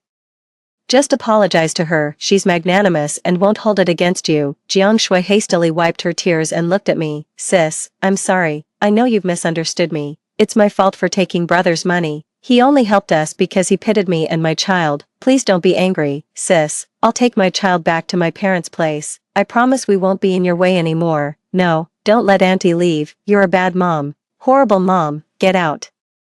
I looked at the crowded room and suddenly burst into laughter. 11. In my past life, Jiang Jingqing left with Jiang Shui and their child, leaving me alone to raise 2 children while caring for my aging in-laws. What have I been left with? My children's resentment, decades of living as a grass widow, dying of sheer rage on my birthday. I nodded at the crowded room. For 3 years, Jiang Jingqing sent Jiang Shui 2 letters every month. Along with money and coupons, I've been raising my child alone. Like a widow. Now that he's back, I'm sure you all know he's here to take Jiang Shui away. The Jiang family prides itself on respectability, yet you let him commit such despicable acts worse than beasts. How dare you dress up his filthy obsession with his sister-in-law as something honorable? I stared at Jiang Shui's ashen face. You must be thrilled, aren't you? After all, my man can't stop thinking about you. He'd rather abandon his own wife and child than stop supporting you. I turned to face my in-laws. This is utterly revolting. How could you watch your son lust after his own brother's widow? Have you no shame before your deceased son's memory? In fact, you probably see me as an obstacle between your precious daughter-in-law and Jiang Jingqing, don't you? Why else would you defend him after he abandoned us for 3 whole years? My in-laws' expressions darkened. I turned my gaze to Jiang Jingqing. No amount of words can hide your inappropriate desire for your brother's wife. I turned away, ready to leave, yet I turned to look at my son. If you think your aunt is so wonderful, why don't you let her be your mother then? 12. I ignored my in-laws' furious shouts behind me, nor did I care about Jiang Jingqing's panicked cries from behind. I went back home and took out the packed bundle. As I stepped out, I happened to see a few aunties gathered and gossiping. Spotting me, they froze. Li Hua. What are you? I couldn't hold back my tears. Auntie, was I really wrong? All these years, was I truly mistaken? Seeing me cry, someone quickly asked what was wrong. My tears kept falling one after another. Can you believe it? I didn't even know my husband was coming home yesterday, yet Jiang Shui had the date marked on her calendar. She went as far as preparing a whole feast to welcome him back. He clearly got home by 5 or 6, but I didn't lay eyes on him until nearly 10 at night. Just yesterday I found out he's been sending money to the neighbors twice a month. For 3 whole years, not a single penny came my way. You all know how I've struggled alone with the child these years. It's been pure misery. The aunties joined my tirade with righteous indignation, their eyes blazing with scandalous curiosity. I choked back a sob before continuing. You don't understand. My husband told me he came back this time to take Jiang Shui away. What? Someone finally snapped. Take his sister-in-law away. Where to? I wiped my tears, putting on a brave face. He said, sis-in-law has it tough, raising the kid all by herself. What kind of nonsense is that? So sis-in-law struggles, but your own woman doesn't. I shook my head. Whatever, let him do as he pleases. Though Jiang Shui has been kept by my husband for 3 years, yet my in-laws claim I owe Jiang Shui, saying even the meat my son eats is her charity. True, I'm useless, raising 2 kids these years. Barely affording meat, the boys starving for it. Someone exchanged glances. Honestly, I often catch the scent of meat stewing from Jiang Shui's place. I asked her about it once, and she said it was a gift from her parents' home. TSK. So they actually stole from a proper wife and her children. The nerve. Heaven will strike them down for this. What a sin. How could such a thing happen right under our noses? Someone else noticed my luggage. Li Hua, are you leaving? Wiping away tears. I said, I suppose if I leave, he and Jiang Shui can finally be together openly. I murmured sorrowfully. Someone tried to console me. Good heavens, how could this be allowed? The child is still young. If not for the monk's sake, then for the Buddha's. A motherless child is truly pitiful. Indeed, for the child's sake, just bear with it a little longer. When they grow up, they'll understand how hard it was for their mother. I shook my head, grabbed my luggage, and ran off in tears, covering my mouth. In my past life, I truly endured everything for the sake of my child. I thought everything I did was for my child, but not until my dying day did I realize a mother's love has its limits. Money, that's what really matters. For 5 years, I worked diligently and conscientiously. 3 years ago, nearly all my classmates had left, even our instructor departed during the 4th year, yet I stayed on and was eventually recruited into a classified national priority project. and just like that, a decade passed. The moment our missile soared into the sky, I knew every sacrifice was worth it. The project team granted me a week's leave. As I walked back into the alley, the aunties at the street corner spotted me immediately. Is that you, Lihua? I nodded. A whole crowd came rushing over. Lihua, where have you been all these years? Oh, we only ever got your monthly remittances, never so much as a note. Have you struck it rich or something? I was dressed in a stylish printed blouse, pleated skirt, and high heels. To them, I looked like one of those fashionable models straight out of a magazine, wanting to make a good impression on my two children. I'd put considerable effort into grooming myself before returning. Before I could speak, I saw someone staring at me in shock. Lihua, I looked up. It was Jiang Jingqing. 10 years ago when I left, an anonymous complaint letter still made its way to Jiang's workplace. Though he wasn't completely stripped of his position, he did get transferred back. That's great, he's working locally now. No need to drag people all the way out here just to spare Jiang Shui the trouble. Mom, Mother. As soon as I stepped inside, two children, one big, one small, came running to greet me. There wasn't a trace of awkwardness despite our decade apart. Oh, that's because I'd been sending money to the kids through neighbors every month after I left. The neighbors felt genuine sympathy seeing me leave heartbroken that day. With me sending money home every month, everyone says I'm a good mother. Whenever I have time, I make sure to tell both kids how much their mom loves them. I send a substantial amount of money back home each month. I even wrote letters asking the neighbors to set aside half the money to buy meat and cook proper meals for the children. The neighbors could afford to put better food on their family's table while still being decent folks. Why wouldn't they? I handed out the gifts I'd bought to the kids. After playing with the children for a while, only Jiang Jingqing and I remained in the living room. Rumor has it he never ended up with Jiang Shui after all these years. After I left, people started gossiping about Jiang Shui. The scandal blew up, and her family eventually took her back. She soon married a widower. The widower resented Jiang Shui for bringing along two stepchildren and being unable to bear more children, so he beat her regularly. On one occasion, he even broke her leg. Now she walks with a permanent limp. Rumor has it Jiang Jingqing has been waiting for me all these years. They say he struggled caring for his parents, and both passed away last year.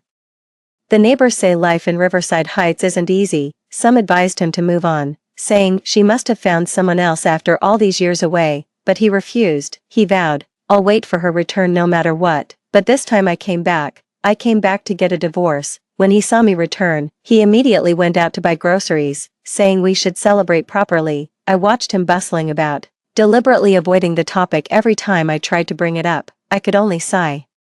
In the evening, we had a family reunion dinner. He looked at me hopefully. I've tidied up the room, go freshen up and get some rest. With that, he got up to clear the dishes. I stopped him and said, we need to talk. Jiang Jingqing froze for a moment, then silently took a seat. I said, let's get a divorce. Truth be told, I should have said this 10 years ago, as if I'd let him off that easily. Never mind whether he agreed to divorce me 10 years ago, even if we did divorce.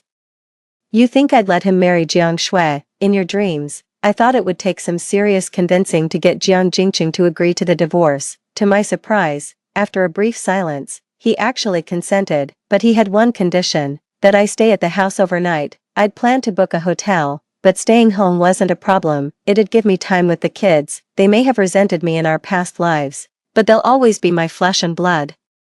Though I can't be with them every moment in this life, I'll still fulfill my responsibilities. The next day, after completing the paperwork with Jiang Jingqing, I prepared to leave immediately. Lihua, Jiang Jingqing couldn't help but call out to me. I turned around to see tears glistening in his eyes. I'm sorry, though these words came a lifetime too late, I accepted them nonetheless. After returning, I threw myself wholeheartedly into my work. 8 years later, I received a text from my son.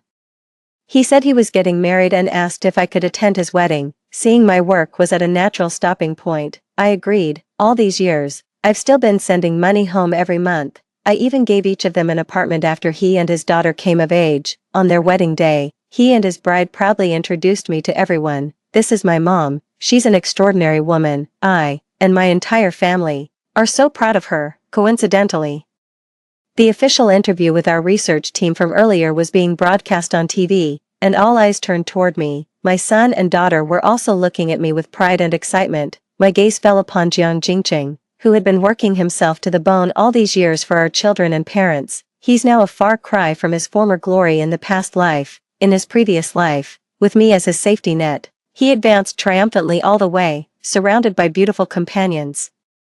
His career flourished splendidly. In this life, I'm no longer there. He's like a bird with clipped wings, dragged down from mid-flight, and I wasn't the only one pulling him down. And his children, his parents, all these years, even after the divorce, he never managed to find the right person while raising 2 kids alone. He even had to take early retirement due to health issues. I never even made it to office director before retirement. Yet thanks to me, all my children graduated from top universities, built successful careers, and even have happy marriages. Though I wasn't physically present, they always thought highly of me. They even resent that if their father hadn't cheated, I wouldn't have left, depriving them of maternal love in childhood. Jiang Jingqing once claimed he never cheated, but the neighbors have recounted his past misdeeds to our children countless times over the years.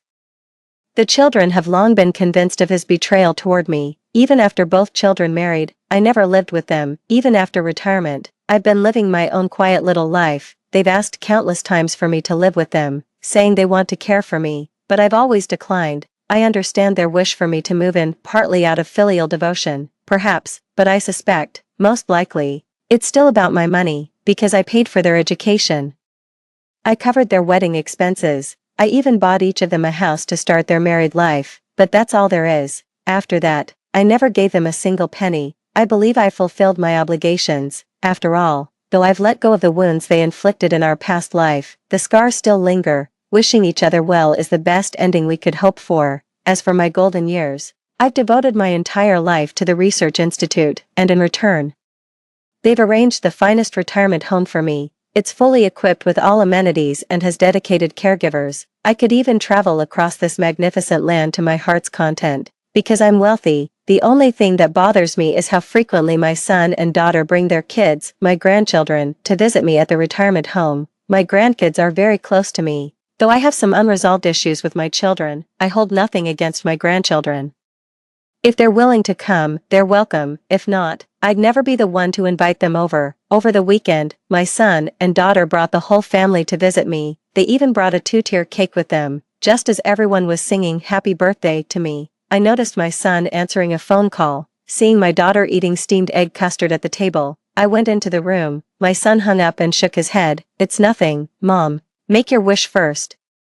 Only later did I learn that call had come from the hospital. Jiang Jingqing suffered a cerebral hemorrhage and was rushed to the hospital. Yet my son insisted on celebrating my birthday before heading to the hospital. By the time we arrived, Jiang Jingqing had already passed away. Jiang Jingqing never earned much during his lifetime, and the emergency treatment nearly wiped out his entire life savings. Both the son and daughter ended up chipping in over 10,000 each.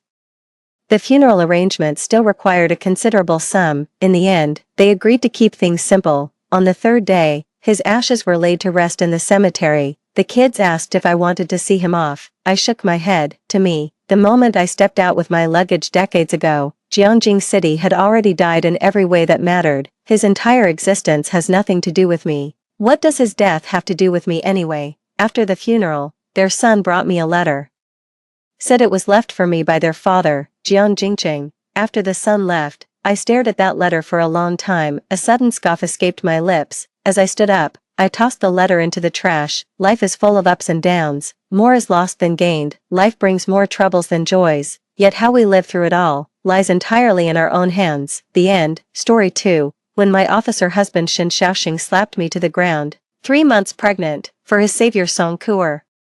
After 8 years of devotedly fawning over Shin Shaoxing, I suddenly woke up. I calmly went to the hospital to terminate the pregnancy, severing the last thread tying me to Shin Shaoxing. A year later, Shin Shaoxing finally remembered me, his so-called pregnant wife. He came knocking on my door carrying bags of gifts, wanting to see me and his child. I laughed. "You divorced me to marry another woman. Why should I keep your child to disgust myself? I've been reborn." I was reborn on the very day when my military officer husband Shin Shaoxing gave all the money I'd saved for childbirth to his lifesaver Song Kuer to buy appliances. Watching the neighbors Song Kuer's family move in a big color TV, refrigerator, and washing machine, I suddenly realized the money I had saved for childbirth had vanished. It felt like a bolt from the blue. I went to confront Shin Shaoxing for an explanation, only to see Song Kuer coyly nestled in his arms. Seeing my husband being so intimate with another woman made me tremble with anger. I stepped forward and demanded to know where my money had gone. Song Kuer, still nestled in Shin Xiaoxing's arms, answered coyly. Xiaoxing gave all the money to me to buy appliances. Staring at Song Kuer's smug face, I was furious to the extreme. How can you be so shameless? Without earning money yourself, you only think about spending others' money. 1. Song Kuer cried pitifully, her makeup smudged. While Shin Xiaoxing's eyes turned red with anger, forcing me to apologize, I refused to apologize. Ever since Shin Xiaoxing transferred Song Kuer to the military district as his confidential secretary, everything had turned upside down. Shin Xiaoxing frequently went out of his way to help Song Kuer, often buying rice and flour for her. Whenever Song Kuer had a headache or fever, Shin Xiaoxing would come at her beck and call, even in the middle of the night during a thunderstorm. Song Kuer could knock on his door wrapped in a blanket and summon Shin Xiaoxing to accompany her. As for me, his wife of 3 years, Shin Xiaoxing treated me like thin air. Anger and resentment filled my heart, especially when I saw Song Kuer shamelessly throwing herself into Shin Xiaoxing's arms right in front of me, his wife. As a deliberate provocation, my fury only grew stronger. You shameless adulterers, filled with nothing but lust and illicit affairs. I'll report you to the military district leadership. As my words fell, Shin Xiaoxing violently slapped me across the face. The slap sent me tumbling to the ground, my head hitting Song Kuer's cabinet with a heavy thud. Blood gushed out as I lay on the floor, my mind flooded with an unbelievable experience. Turns out Shin Xiaoxing didn't just give all my childbirth savings to Song Kuer to buy appliances. He even gave the apartment allocated by my work unit to Song Kuer. I cried and made scenes. But it was all in vain. Song Kuer is vicious and despicable, constantly scheming against me at every turn. Meanwhile, Shin Xiaoxing blindly trusted Song Kuer. After being manipulated by her once again, he used the excuse of his elderly and frail parents needing care to send me back to his hometown thousands of miles away to look after them, in the countryside. I toiled tirelessly, bearing children and caring for his parents, waiting desperately like longing for stars and the moon to reunite with him. Shin Xiaoxing's official position kept rising, yet he never once considered bringing me back. It wasn't until his parents passed away one after another that I went to find Shin Xiaoxing, only to realize I had long since become a stranger to him, from the moment he sent me back to the countryside. We had already divorced and become passers-by in each other's lives. After sending me away, he couldn't wait to marry Song Kuer, holding a grand wedding ceremony for her. He and Song Kuer stayed together day and night, loving each other forever. Since Song Kuer couldn't bear children, the child I gave birth to and raised with hardship became theirs. When I, looking aged and haggard, came knocking, Shin Xiaoxing avoided me, while Song Kuer brought my biological son to see me. The bejeweled Song Kuer threw a stack of money at me as if I were trash. Moon Yen Yen, all these years Xiaoxing just treated you as a free nanny. I am his rightful and lawful wife, so get the hell out of here. My own flesh and blood son even said, Mom, look at what you've become now. You're no longer worthy of Dad. Take the money and leave. I'll send you money every month for your retirement, but on one condition. Never show your face in front of our family again. My whole life turned out to be a joke, exploited by others. The man I deeply loved treated me as a free maid, and even my own son despised me. Overwhelmed by rage, I spat blood and died on the spot. Memories of my past life and the present flashed through my mind as I lay on the ground, staring fixedly at Shin Xiaoxing and Song Kuer. Perhaps the hatred and fury in my eyes were too intense. Shin Xiaoxing, who had been busy comforting the sobbing Song Kuer, finally spared a glance at me, bleeding and lying on the ground. Seeing me with half my face swollen and bleeding from the forehead, Shin Xiaoxing froze. He finally remembered I was a pregnant woman, and Shin Xiaoxing let go of the sobbing Song Kuer to help me up. Hatred filled my heart as I mustered all my strength to shake off his supporting hand. Get away from me. Shin Xiaoxing didn't leave. Instead, he helped me up from the ground. You're bleeding. Let me take you to the hospital to get it treated. Didn't you hear me telling you to get lost? If you hadn't been talking nonsense, I wouldn't have hit you. I was just too angry earlier, but you were in the wrong here. Let's go to the hospital first to treat your wound, and we'll talk about apologies later. Ignoring my struggles, he forcibly carried me in his arms, preparing to take me to the hospital. Too, at that moment, Song Kuer suddenly collapsed softly onto the ground. Seeing Song Kuer faint, Shin Xiaoxing immediately released me and rushed to her side. Kuer, what's wrong? Wake up. Don't you know Kuer has a heart condition and can't handle stress? This is all your fault. He shouted at me hysterically before calling for the guards. Xiaoli, drive to the hospital immediately. Shin Xiaoxing, his face full of anxiety, rushed out carrying Song Kuo, while his guard Xiao Li immediately drove over upon hearing the commotion. Shen Xiaoxing got into the car with Song Kuo and ordered the guard to drive, completely forgetting about me with blood streaming down my forehead. The car roared away as I wiped another trickle of blood from my forehead and staggered back to the house next door, bandaging my bleeding forehead in front of the mirror. I quietly began to recall my past life. In my past life, after Shen Xiaoxing hit me, he similarly ignored my bleeding and only cared about Song Kuo, who was pretending to faint. Furious and resentful, I rushed to the hospital and caused a scene. The consequence was Song Kuo having a heart attack and being hospitalized for half a month. As for me, I was placed under house arrest by Shen Xiaoxing. Because I was pregnant, Shen Xiaoxing didn't confine me, but he arranged for guards to watch me 24/7. The guard named Xiao Li was from the same hometown as Song Kuo and was in cahoots with her. He pretended compliance while acting contrary, deceiving superiors and subordinates alike, treating me with great cruelty, giving me only one meal a day consisting of 2 rock-hard steamed buns and cold water. By the time Song Kuo was discharged from the hospital, I was emaciated from starvation, reduced to skin and bones. Xiao Li said I was on a hunger strike, refusing to eat or drink, and Shen Xiaoxing took it at face value. When he saw me, there wasn't a shred of comfort, only scolding, saying I showed no remorse and should hurry up and die if I wanted to. He even warned me, saying a shrew like me who causes trouble isn't worthy to be his wife, and if I kept making a scene, he'd divorce me. I loved Shen Xiaoxing desperately, and hearing him threaten divorce stunned me on the spot. To prevent Shen Xiaoxing from divorcing me, I no longer dared to make a scene, but my forbearance changed nothing. Song Kuo kept provoking me, flaunting how much Shen Xiaoxing cared for and adored her. Infuriated by Song Kuo's words, I inevitably ended up quarreling with her again. Song Kuo set me up once more. She rolled down the stairs herself and falsely accused me of pushing her. Song Kuo was hospitalized again, this time claiming I pushed her and damaged her uterus, leaving her permanently infertile. I explained to Shen Xiaoxing that I didn't push Song Kuo, that she framed me by staging it herself. But Shen Xiaoxing didn't believe me. He told me I was facing jail time for intentional injury. I was terrified, but later Shen Xiaoxing approached me again saying he'd pulled some strings to keep me out of jail. Shen Xiaoxing asked me to return to the countryside to take care of his parents, saying he would bring me back after I gave birth and things settled down. With no other choice, I agreed to Shen Xiaoxing's suggestion. On the day of my departure, he made me sign an apology agreement.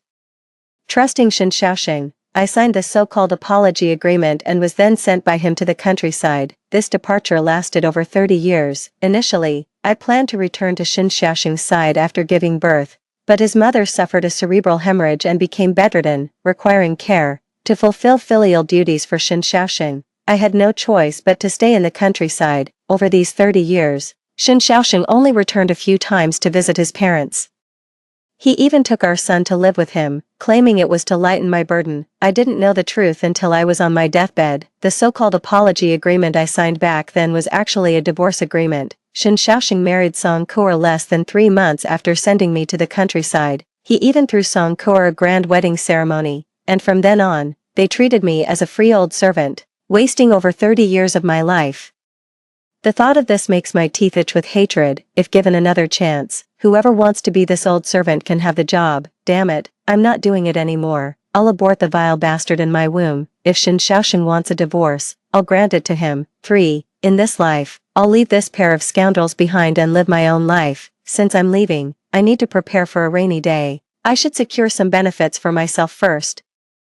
The money I saved for childbirth has already been given by Shen Xiaoxing to Song Kuo to buy household appliances. There's hardly any money left at home now, but next month is Shen Xiaoxing's birthday, and I prepared a watch as his birthday gift. I can sell the watch first. Also, I haven't received this month's salary yet, and I won't be handing it over. Back when Shen Xiaoxing and I got married, I joyfully prepared a pair of gold rings.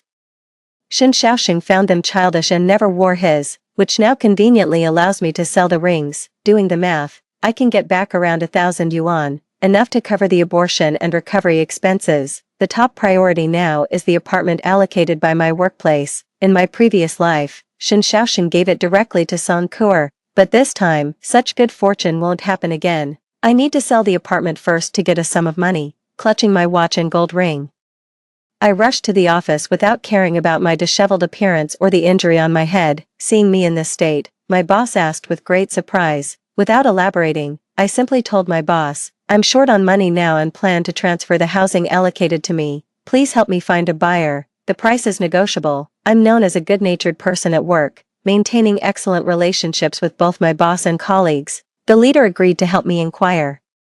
So I took the watch and gold ring to sell again. The watch was brand new and unused. I happened to meet a newlywed couple and sold it for 50 yuan less than my purchase price. I pawned the ring, which weighed 18 grams in total, for less than 1,000 yuan. With the money from the watch and ring, I went to the hospital and directly approached an obstetrician-gynecologist to explain my purpose. Xin Shaoxing and I have been married for 5 years.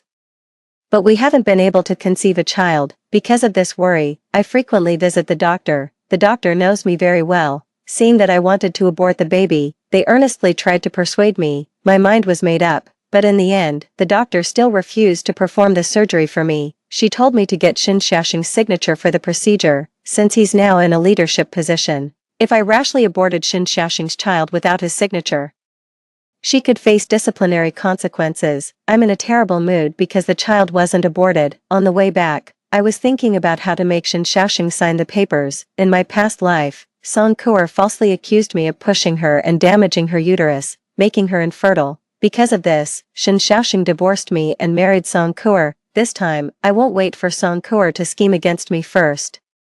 I'll strike preemptively to make this accusation stick and force Xin Shaoxing to divorce me. Once the divorce is finalized, that heartless bastard will naturally and rightfully turn into nothing more than a pool of blood. Xin Shaoxing didn't return until 9 p.m., by which time I had already eaten, washed up, and gone to bed. Half asleep, I felt something brushing against my face, stirring an inexplicable disgust and hatred. I instinctively swung my hand and slapped it away. A sharp slap echoed, my palm burning, and I jolted fully awake. A clear handprint emerged on Xin Shaoxing's face. Needless to say, it was from me. At this moment, Xin Shaoxing glared at me with a livid expression. Moon Yanyan, have you lost your mind? Having known Xin Shaoxing for 10 years, I had always been gentle, considerate, and eager to please him. It was understandable how Xin Shaoxing must have felt after suddenly being slapped. I rubbed my numb hand. I just had a nightmare about being chased and couldn't tell if it was a dream or reality, so I acted out. Xin Shaoxing naturally wouldn't believe my explanation, and I didn't intend to make him believe me either. He fumed angrily. I just wanted to see how injured you were, yet you pretended to be crazy and hit me. Moon Yanyan, you're really something. Looking at the finger marks on his face, I felt some regret. I truly wasn't pretending to be crazy. If I'd known it was him touching my face, I should have slapped him a few more times. Seeing my silence, Xin Shaoxing's face grew even more furious. You actually went to sleep without waiting for me. You didn't even make dinner. I thought you weren't coming back. As for dinner, didn't you eat with Song Kuer? Don't you two often have dinner together? A look of embarrassment flashed across Xin Shaoxing's face. I shouldn't have hit you today. I was so angry in the heat of the moment. To be honest, you went too far today too. You clearly know I was just helping Song Kuer out of gratitude, and you know she has a heart condition. How could you say those things about her? So he was still intent on blaming me. I stared coldly at Xin Shaoxing's handsome face. Before awakening, before knowing the heinous things he would do to me, I couldn't get enough of his handsome face. Now knowing what would happen next, I find his face utterly repulsive no matter how I look at it. Xin Shaoxing softened his tone when he saw my silence. Kuer was wronged because of you. Go apologize to her tomorrow, and let this matter be over. What if I refuse to apologize? If you did something wrong, you should admit it. Don't you know that? I want to know what I did wrong. You took the money I saved without asking. Don't I have the right to get it back? Well, how about we say I borrowed the money from you? Borrowing means repaying. You should return everything you borrowed from me before too. Being repeatedly contradicted by me, Xin Shaoxing's expression reached the pinnacle of awkwardness. His salary was already gone between supporting his parents and Song Kuer, otherwise he wouldn't have needed to touch my money. Xin Shaoxing took the initiative to grab my hand, trying to coax me with tender affection. I shook him off abruptly. Xin Shaoxing, let's make this clear. Helping Song Kuer is your business. I won't interfere anymore, but you must return every cent of my money untouched. Previously I never spoke up when he used my money, which made Xin Shaoxing take it for granted. Seeing me so serious, he rubbed his nose and said, Nian Nian, we are one as husband and wife. There's no such thing as one as husband and wife. From now on, if you want to repay her kindness, I won't stop you. I promise I won't go looking for Song Kuer to cause trouble anymore. nor will I make any comments about your relationship. Just one thing, give my money back to me. Shen Xiaoxing stared at me intently. What do you mean? Exactly what I said. From now on, we'll go our separate ways. If you want to take care of Song Kuer, do it yourself. Don't drag me into it. I have no responsibility or obligation to help you take care of her. Before, whenever I got angry and made a scene, as long as Shen Xiaoxing said a few sweet words to coax me, I would immediately make up with him and everything would be as good as new. This sudden change, so different from before, made Shen Xiaoxing's face darken. Mu Niannian, do you know what you're saying? You're a military wife. Helping those in need is what you should be doing. Then why haven't I seen you caring about other people in need? There are plenty around here who are worse off than Song Kuer and need help more. Why aren't you helping them? After being rebutted like this by me, Shen Xiaoxing lost all face. With a dark expression, he let out a cold laugh. What are you making a fuss about again? I've told you countless times there's nothing between me and Song Kuer. She saved me back then. I was just repaying her kindness. I'd heard this so many times my ears were calloused. I cut him off directly. Enough. I'm not interested in your affairs with Song Kuer anymore, nor will I ever care again. I just have one demand, return my money to me. How can returned money that was already given? Stop being unreasonable, let me tell you.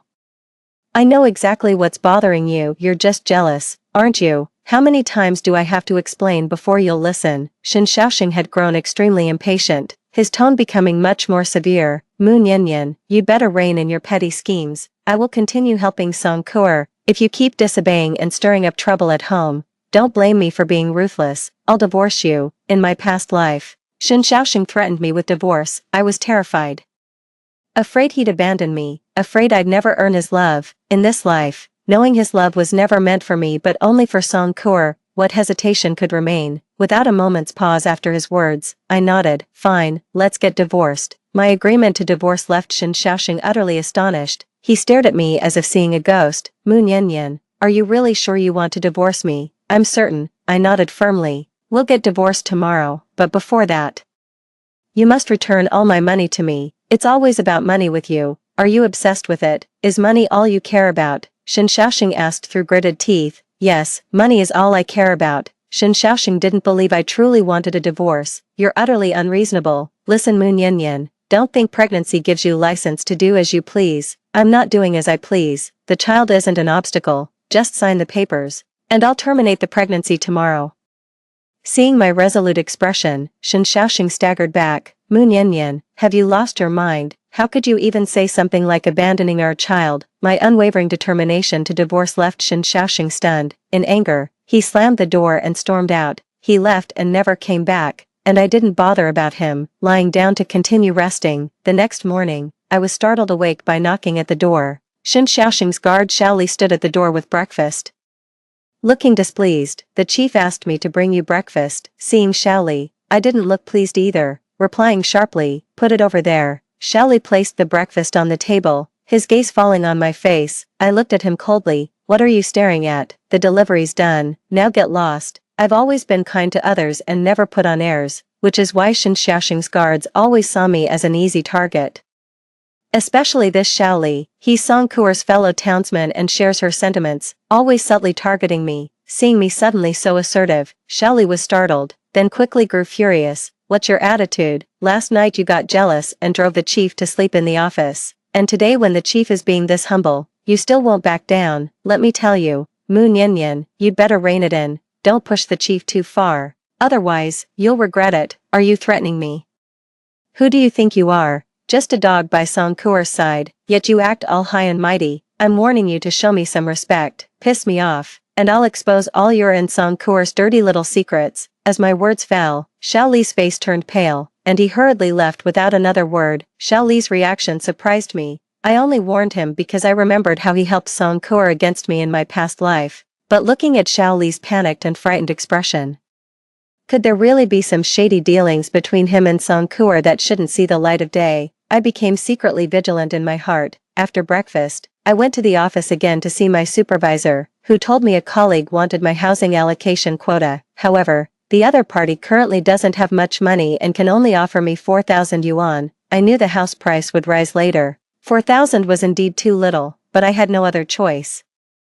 The house absolutely couldn't be given cheaply to Song Kuer. I agreed to the deal, took the 4,000 and transferred the housing allocation quota to them. Since I'm divorcing Shen Xiaoxing, there's no way I can continue living here. I'll have to quit my job too. Thinking about the developments 30 years from now, I secretly started forming a plan in my heart. I need to leave this place, head south to do business, and become one of the first to get rich, with the plan in mind.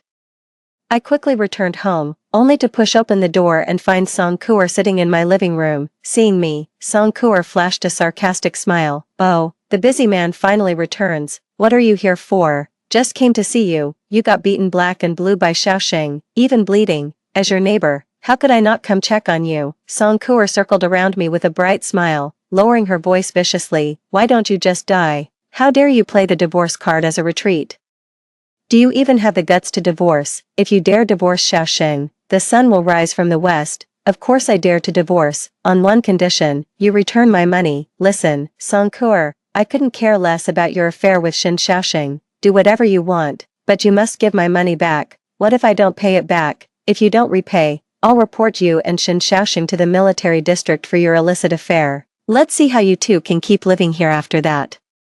Song Kuer's face changed. "You wouldn't dare." "Why wouldn't I dare? Everyone knows about your shady dealings with Shen Xiaoxing these past 2 years. Shen Xiaoxing pulled strings to transfer you here as his secretary, then funneled all our family's money to you. You used my money to buy appliances, my money for clothes and jewelry, living the high life. All the neighbors have seen it. If the authorities investigate, your dirty secrets with Shen Xiaoxing will be exposed."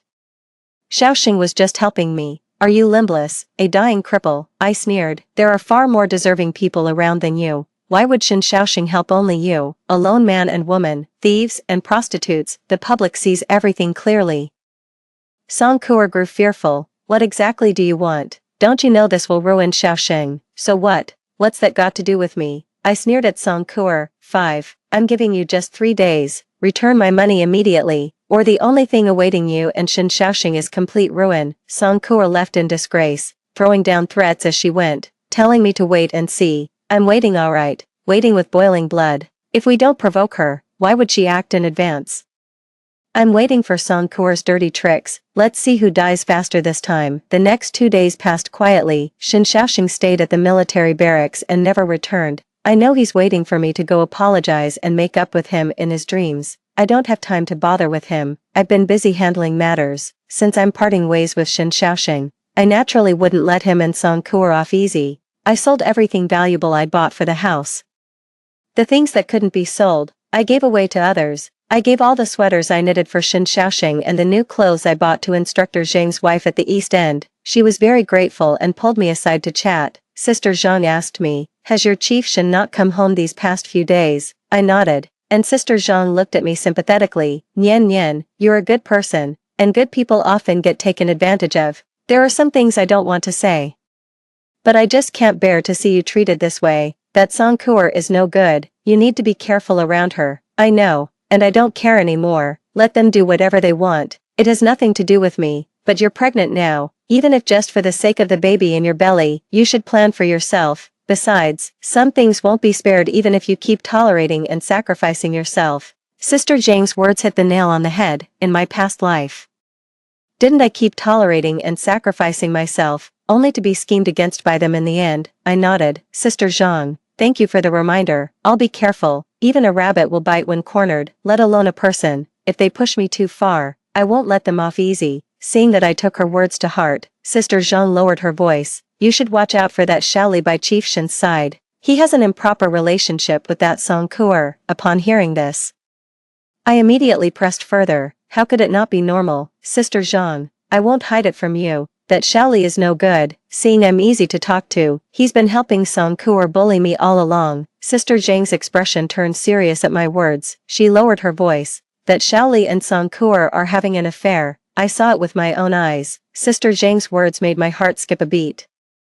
I immediately recalled how Shaoli had looked like a startled bird when I threatened to expose his and Song Kuer's shameful dealings that day. So Shaoli and Song Kuer really do have an improper relationship. But didn't Song Kuer like Shen Xiaoxing? Why would she get involved with Shaoli? I immediately asked sister-in-law Zhang, how could Song Kuer take a liking to Shaoli, a security guard? I always thought she was trying to flirt with Shen Xiaoxing. I don't know about that, but I'm not lying. When Song Kuo first came here, I saw with my own eyes Xiaoli coming out of her house in the middle of the night, not just once, but several times. At that time, I thought they were dating, until later I noticed Song Kuo seemed to have her eyes on your family's chief Shin. Mrs. Zhang stopped at the hint and said no more. I fell into deep thought. In my past life, Xiaoli had always defended Song Kuo, constantly helping her distort the truth to bully me.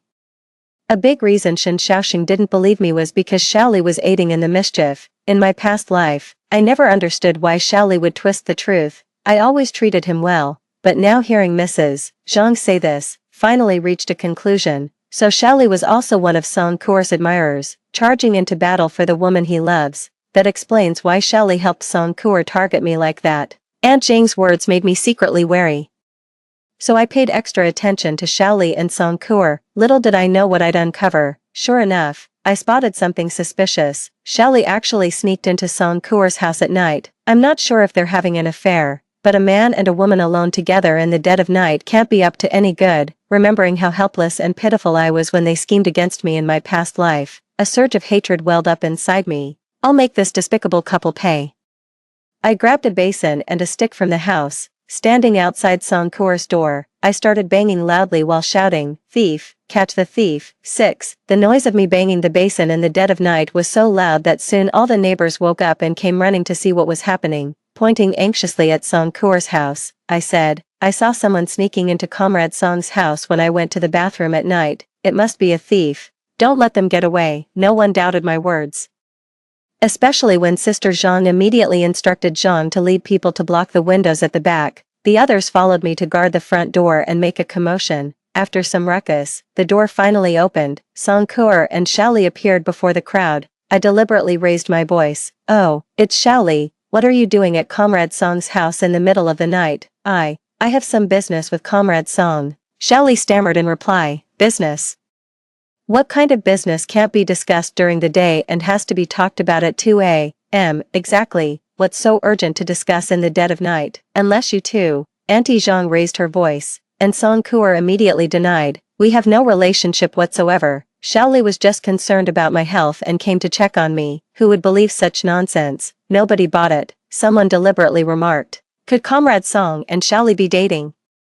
There's nothing wrong with that. No need to be so secretive about it. "No, we're not dating." Song Kuo shot me a venomous glare, persistently denying any special relationship with Xiaoli. Xiaoli also denied it, insisting that he only came to check on the sick Song Kuo out of concern, fearing something might happen to her. The commotion only ended when Shen Xiaoxing arrived and dispersed the noisy crowd. With Shen Xiaoxing's order, the onlookers scattered. And I lost interest in the spectacle. Preparing to leave, seeing her backer arrive, Song Kuo immediately burst into tears. "Xiaoxing, Xiaoli and I are completely innocent. He was just worried about me and came to bring me medicine. I never expected Comrade Mu to slander us like this." As Song Kuo burst into tears, Xiaoli also started complaining of unfair treatment. Shen Xiaoxing scolded me with a dark expression.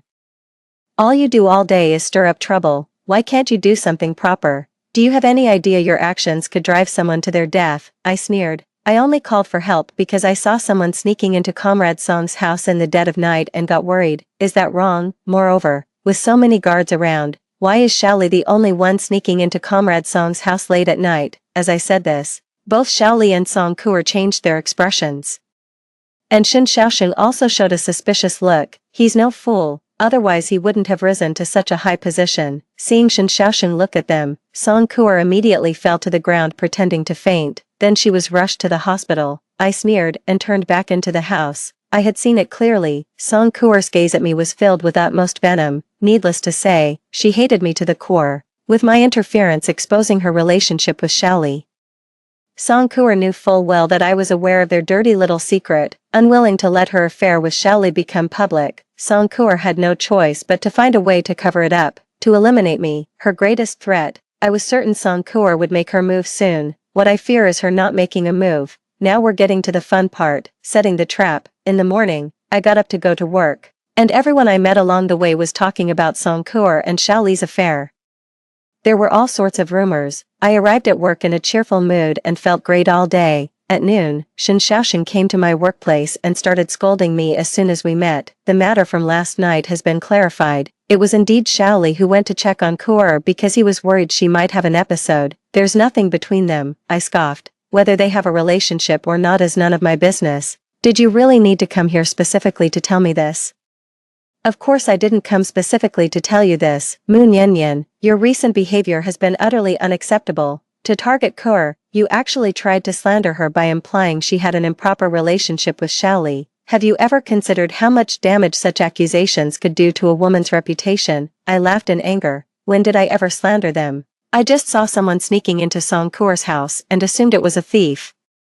If Xiaoli was genuinely just concerned about Kuer and wanted to check on her, couldn't he have knocked on the door openly like a normal person? Why did he have to skulk around like a criminal? True love indeed. Shen Xiaoxing was still defending Song Kuer. 7. Xiaoli didn't want to disturb the neighbors, so he didn't knock. But you, what are you doing staying up all night watching Song Kuer? I'm warning you. I haven't settled accounts with you over last time yet.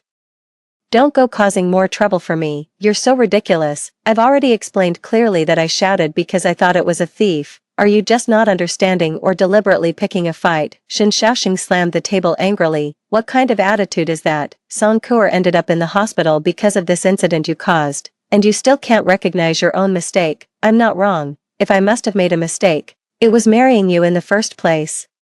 Didn't you want a divorce? I agree. Let's get divorced now. Go find whoever you want to be with. But before the divorce, you must return all my money. Shen Xiaoxing still thought I was the meek Mu Niannian who only had eyes for him, and actually dared to glare at me with such arrogance. I won't indulge him. Want to make a scene? Let's see whose face gets tarnished. I turned up the volume while shouting and began wiping away tears.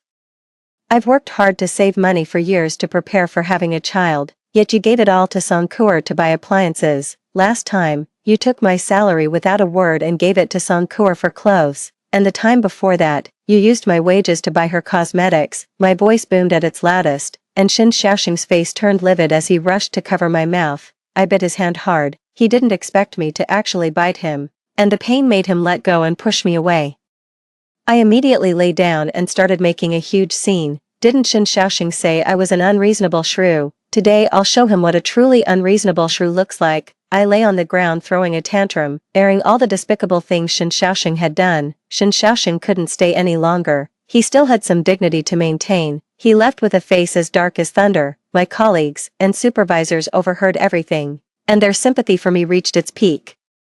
Several married female comrades came to persuade me, while subtly inquiring about Shen Xiaoxing and Song Kuer's affairs. In my past life, I cared about saving face, swallowing my grievances when bullied, believing family shame shouldn't be aired, and not wanting others to look down on me. In this lifetime, I have no intention of staying with Shen Xiaoxing, so why should I cover up his disgrace? I spilled everything about Song Kuer and Shen Xiaoxing's affair like pouring beans from a bamboo tube. I know the affair between Song Kuer and Shen Xiaoxing will soon spread far and wide, with so much gossip flying around. I want to see if Song Kuer will be driven to despair. After work in the evening, Shen Xiaoxing was unexpectedly at home for once. His hand, which I had bitten, was bandaged as he sat gloomily on the living room chair. I walked past him as if I didn't see him and went straight back to the bedroom. Shen Xiaoxing had never been treated so coldly before. Every time we argued, I'd swallow my pride and go apologize within 2 hours, whether it was my fault or not. I always made the first move to reconcile. This time we'd been in a cold war for several days, and today I even bit him without showing any intention of backing down. Shen Xiaoxing sat outside for quite a while before finally losing patience. He pushed open the bedroom door. What's for dinner? Eat whatever you want. Why ask me? I replied coldly. What's with your attitude, Mu Niannian? I haven't even settled the matter of you biting me, and you're giving me this look. Then how should we settle the matter of you hitting me? I retorted sharply. Shen Xiaoxing was choked up. After a brief silence while looking at the wound on my forehead, he said, I didn't mean to. I've already apologized to you. I scoffed and turned my head away. He stood at the doorway for a moment before patiently walking in. Let me take you out for a meal. What would you like to eat? What meal? If you have money, hurry up and pay back your debts. You owe me quite a sum. I extended my hand. Shen Xiaoxing's forehead veins bulged as he struggled to contain his rising anger for reasons unknown. Nian, I know you're upset about me helping Song Kuer. I failed to consider your feelings before. That was my mistake. And I promise it won't happen again. I stared at Shen Xiaoxing as if discovering a new continent. What do you mean? I've made things clear with Song Kuer. From now on, She shouldn't come to me for help, she can contact security instead. I've repaid her for saving me by finding her a job and assisting her this much. I won't interfere in her affairs anymore. Let's just focus on our life together. 8. That sounds somewhat human. But who knows if it's true or not. Anyway, I don't believe it. Shen Xiaoxing pulled me up. Let's go out to eat. I know you need money. From now on, I'll hand over my salary to you. I don't know what he's really up to. I've never seen this gentle, considerate version of Shen Xiaoxing in either of my lifetimes. I was pulled out by Shen Xiaoxing to have dinner. On the way, we met Song Kuer, her eyes red and swollen. Seeing Shen Xiaoxing and me, she staggered unsteadily, looking pitiful as if a gust of wind could knock her over.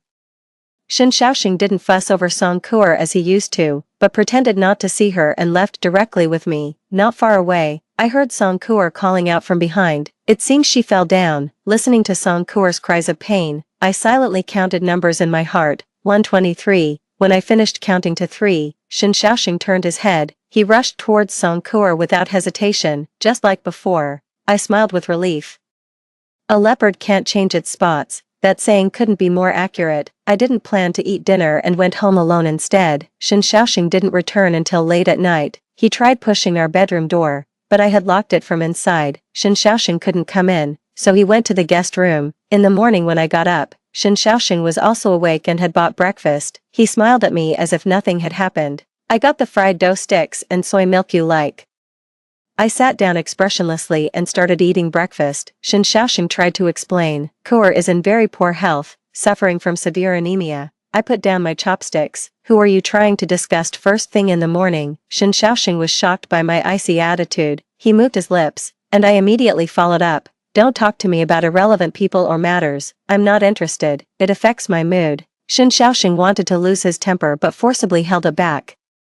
Even attempting to explain to me, Nian Nian, I can't just ignore her. She saved me. If it weren't for her rescuing me back then, I would have died long ago. I owe her my life. I've heard enough of this meaningless talk. I put down my chopsticks. Who you choose to help is your business. I don't care. You don't need to keep mentioning that you owe her your life. If it's really so hard to decide, just marry her. I'm ready to go to the Civil Affairs Bureau with you anytime. With those words, I stood up and left. Shen Xiaoxing remained seated, watching my retreating figure. I had no idea what was going through his mind. What he thinks has nothing to do with me. After all, even in my previous life, I was neglected and abandoned by him like this. After work in the evening, Shen Xiaoxing came to pick me up at the office. He bought groceries and personally cooked dinner, only realizing during the process that many things were missing. The pots, pans, and utensils I had bought with my own money were all gone. Only the items Shen Xiaoxing had purchased remained. He exclaimed as if discovering a new continent. Nian Nian, it seems like quite a few things are missing from our home. Yes, there were too many things we didn't use, so I gave some away. I see. He didn't quite believe me, since the items I gave away were either brand new or nearly new.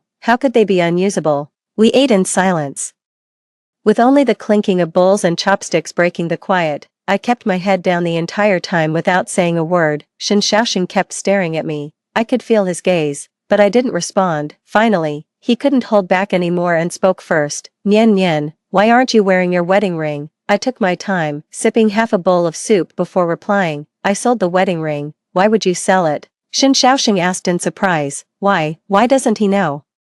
I smiled wryly. Because I'm short on money. I have no money on me, and I need money. No one is kind enough to give me money willingly, so being broke, I had no choice but to sell my wedding ring. My words left Shen Xiaoxing silent. He knew how much I treasured our wedding rings. After marriage, I kept reminding him to wear his wedding ring, yet he always refused to wear it, citing inconvenience. All along, it was just me foolishly wearing that self-prepared wedding ring alone. I pushed away my bowl and chopsticks, standing up to return to my room. After taking just a few steps, Shen Xiaoxing's voice came from behind me. When I get my salary, I'll buy you a new ring. 9. I let out a scoff without turning back, and he continued. Song Kuer's body is really too weak, not suitable for military service. I've talked with her and plan to send her back to her hometown for work, so she can be closer to her parents and family for easier care. Shen Xiaoxing's words made me turn around. Did she agree? Shen Xiaoxing nodded. She agreed. Song Kuer is a reasonable person. She also felt she was imposing too much on us and said she'd find an opportunity to apologize to you properly, to clear things up. Upon hearing this, I smiled ambiguously as Shen Xiaoxing continued, Nian Nian, my feelings for Song Kuo are purely gratitude. I've never had romantic feelings for her. If my previous assistance to her caused you misunderstanding, I sincerely apologize. I'm sorry, such things won't happen again. I simply looked at Shen Xiaoxing with a faint smile, which seemed to unsettle him. Nian Nian, she has already agreed to leave this place. These days she's busy with work handovers, but she said she'll make time to explain things to you. I hope you can talk to her calmly and peacefully. Song Kuo actually wants to meet and discuss this with me in detail. This is good news. I've been waiting for this day for so very long. I smiled and said, great, tell Song Kuo that I'll be ready to receive her anytime, anywhere. Song Kuo came to see me 3 days later. I can't wait to meet her. Song Kuo still looked as fragile as ever, but the moment she closed the door and confirmed we were alone, she instantly became a different person. She glared at me viciously. Mu Nian, you wretched woman, you must be so pleased to finally drive me away, aren't you? Of course. Watching you slink away like a stray dog with its tail between its legs brings me great joy. As my words fell, Song Kuo's face turned ashen. You set me up, playing hard to get by threatening divorce to force Xiaoxing to send me away. You shameless bitch, I underestimated you. What you underestimated about me goes beyond this. There are many things you don't know. Would you like me to spell them out for you in detail? I smiled at her and said, I know about your affair with Xiaoli. I know you've set your sights on Shen Xiaoxing and tried to seduce him. I know you've been plotting against me. You must have prepared quite a few tricks for today's visit, haven't you?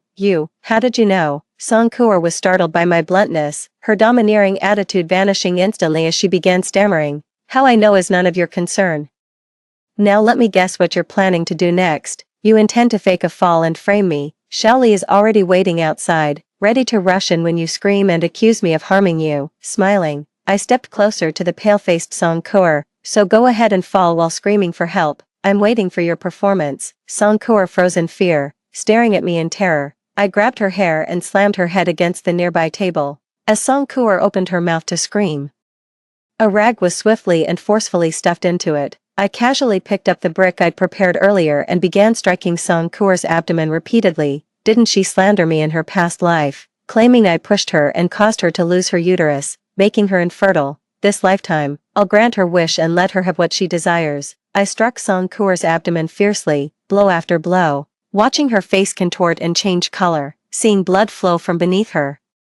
Only when I saw her fall into a genuine coma did I release Song Kuo. Then I raised my voice and shouted, someone come quickly, there's been an accident. Xiaoli was the first to rush in, and without even looking, he started yelling, intentional assault. How could you harm Comrade Song like this? You're utterly vicious. I smiled warmly at Xiaoli. Stop dawdling, hurry and take her to the hospital. If we're late, she might never wake up. After all, she's hemorrhaging from a miscarriage. And if she loses her child, she might not even keep her uterus. How did you know? Xiaoli was stunned. How I know is none of your concern. Just listen to me and get her to the hospital. Delay could cost her life. You don't want people knowing you're the father of the child in her belly, do you? Pale and trembling, Xiaoli picked up the bleeding Song Kuo and rushed to the hospital, with me following close behind. Song Kuo's uterus could not be saved, it was removed. Just like in the previous life, Xiaoli waited outside the operating room the entire time, his face deathly pale. I stood with my arms crossed, watching Xiaoli and couldn't stop laughing. After several hours of surgery, Song Kuo was wheeled out of the operating room unconscious. I asked Xiaoli with a smile, aren't you going to inform your commander? Given Song Kuo's current condition, Commander Shen Xiaoxing must be extremely worried. How about I watch over Song Kuo for you while you personally go and notify Shen Xiaoxing? Xiaoli didn't dare to inform Shen Xiaoxing. He fell to his knees with a thud in front of me. I looked at Xiaoli coldly and said, now you're scared. Weren't you fearless when you were having fun with Song Kuo, still trying to frame me for a comeback? Dream on. Xiaoli kept kowtowing incessantly until his forehead was bleeding, while I coldly watched this despicable and shameless creature.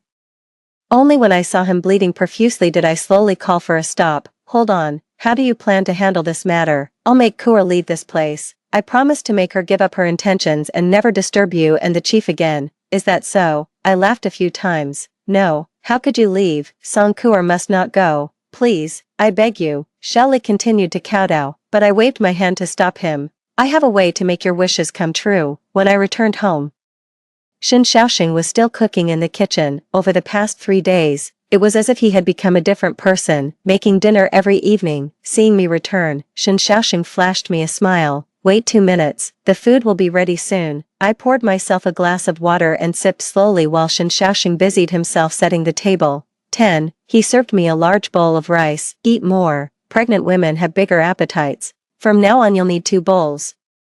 I took it without a word and began eating with my head down, while Shen Xiaoxing eagerly served me dishes. After eating most of the meal in silence, Shen Xiaoxing finally spoke up. So, Nian Nian, has Song Kuer come to see you? She did. I nodded. What did you talk about? Nothing much. I continued eating. Shen Xiaoxing didn't get the answer he wanted, so he probed further by asking me, did she mention when she's leaving? You'll have to ask her that question yourself. I don't know. As soon as I finished speaking, Shen Xiaoxing's expression froze slightly. I continued eating with my head down, knowing full well that Shen Xiaoxing must have looked for Song Kuer but couldn't find her. If he couldn't find anyone, naturally he wouldn't know what Song Kuer told me. He was worried, which is why he came to fish for information. To be honest, his concern for Song Kuer was genuine. What a pity, I sighed inwardly. The sound of a car came from outside, and soon Xiaoli rushed in. Chief, something's happened. Comrade Song is in trouble. Shen Xiaoxing stood up abruptly, and I also put down my chopsticks to look at him. Shen Xiaoxing didn't look at me. His gaze fell on Xiaoli, staring at the injury on Xiaoli's forehead, his expression turning extremely grim. What happened? Xiaoli didn't dare to look at me, keeping his head down while pretending to wipe tears. It's something very serious. Her uterus was removed, and she's now unconscious in the hospital, Chief. Comrade Song, she's in such a terrible state. Hearing Xiaoli's words, Shen Xiaoxing wore an expression of disbelief. How is that possible? How could something like this happen out of nowhere? Chief, you should go to the hospital right away. As Xiaoli's voice fell, Shen Xiaoxing immediately started walking. When he reached the door, I coughed, and hearing my voice, he stopped in his tracks. Nian Nian, I'm going to the hospital to check on Song Kuer. I'll be back soon. I looked at Shen Xiaoxing and said word by word, Shen Xiaoxing, are you sure about this? Nian Nian, this is not the time to be stubborn. Kuer is unconscious after the incident. I must go see her and find out what happened. Since Shen Xiaoxing made his own decision, it's beyond my control. I nodded and stopped trying to intervene. Shen Xiaoxing left and never returned. I calmly washed up and went to bed. Before sleeping, I checked my money. Only 5,000 yuan remained. This amount is far from enough to start a business down south. The next morning, I was startled awake from my sleep, opening my eyes to see Shen Xiaoxing already rushing to my bedside. He grabbed my collar and yanked me out of bed. You have such a wicked heart, Mu Nian Nian. How could you be so vicious and shameless? Why would you do this to Song Kuer? She was already prepared to leave. Why couldn't you just let her go? Shen Xiaoxing's grip on me was painfully tight, making it hard to breathe. I clawed at his hand with all my strength until the pain forced him to release me. Mu Nian Nian, you've disappointed me so much. For committing such a heinous act, you can look forward to eating prison food. I didn't say a word, just looked coldly at Shen Xiaoxing, waiting for his outburst to subside before I spoke to him. Don't you want to hear my explanation? What's there to explain? You did such a terrible thing to her, caused her such harm. As a woman, don't you understand the pain of infertility? You've made it impossible for me to forgive you. 11. Fine, then don't forgive me. Shen Xiaoxing, if I've done wrong, send me to jail. You're utterly incorrigible. Absolutely incorrigible. Don't you feel even the slightest remorse or regret at this moment? How innocent Song Kuer was. He kept yelling at me for a long while until he was completely exhausted before stopping. Mu Nian Nian, what are you going to do now? What do you plan to do? Let the police handle everything. Hand me over to the police and you're finished. Mu Nian Nian, this is a crime. You'll be sentenced. Fine, then sentence me. I'm not afraid anyway. You're utterly incorrigible. Shen Xiaoxing kicked over a chair in fury. After punching the wall a few more times, I watched him coldly, waiting for him to speak first. In our past life, he was the one who initiated the divorce with me, and it seems this life is following the same pattern. As expected, after venting his anger for a while, Shen Xiaoxing calmed down. Nian Nian, I don't want you to go to prison. Do you understand? I don't want you to go to jail. I don't want to go to prison either. I nodded. You made a mistake this time, and you must admit it. Go find Song Kuer and apologize sincerely, and then. Just an apology? I pressed further. Of course not. You've hurt Song Kuer. This is serious. You can't just do nothing to make amends. What do I need to do to make it right? First, go hide in the countryside for a while. I'll calm Song Kuer down. stay away until I've settled things with her, then I'll bring you back. Just like in the previous life, he didn't mention divorce at all. Instead making me sign an apology letter and sending me back to the countryside to rest during pregnancy until everything was settled. I couldn't help but laugh. Alright, I promise you. Shin Shaoxing quickly sent the apology letter for me to sign. I knew it was actually the divorce papers, so I signed my name without even reading it. Seeing my signature, Shin Shaoxing sighed in relief. Nian Nian, pack your things first. I'll send you away. I nodded. I have no money. Can you give me my money back? Shin Shaoxing agreed. I don't know where he got the money from, probably borrowed it. Anyway, that same night he brought back 2,000 yuan and gave it to me. I put the money in my pocket and kept it close to me. On the day of departure, Xiaoli gave me another 3,000. This is the money that originally belonged to me, which Song Kuer deceitfully took from Shin Shaoxing. Now that it's returned to its rightful owner, I accepted it without any burden. On the day I left, Shin Shaoxing was supposed to personally see me off. But something came up last minute and he stood me up again. Maybe it's for the best. I had no intention of returning to his hometown to be treated like a beast of burden. Now that the divorce is finalized, handling the abortion matter will be much easier. I went to the hospital to abort the unwanted child in my womb. Then after a month of recovery, I took 10,000 yuan and headed south by bus. The days of struggling alone away from home were painful yet joyful. Living for myself made me give it my all. I fear neither hardship nor exhaustion. My sole focus is on making money. After a year of hard work away from home, I finally managed to acquire my own shop through my own efforts. While purchasing wholesale goods, I encountered someone I once knew, a distant cousin from Shin Shaoxing's hometown whom I'd only met briefly. Shin Shaoxing's distant cousin was visibly shocked to see me. Nian Nian, what are you doing here? Do you know Shin Shaoxing has been searching for you for a long time? I quietly observed Shin Shaoxing's distant cousin as she informed me that his mother had suffered an accident, leaving her paralyzed and in need of care. Only after calling Shin Shaoxing did he realize I hadn't returned to his hometown. Shin Shaoxing's distant cousin asked me, "Why did you go south to do business?" I smiled faintly. "Didn't Shin Shaoxing tell you about this?" "You should ask him for clearer details. What about your child? It should have been born by now. I remember you were pregnant at the time, and Shin Shaoxing also said you were several months along when you left. The child died. It's gone." 12. Shin Shaoxing's cousin's eyes widened in surprise. I was busy attending to customers and didn't continue chatting with her. I never expected Shin Shaoxing to find me. One night after I finished work, he suddenly appeared out of nowhere.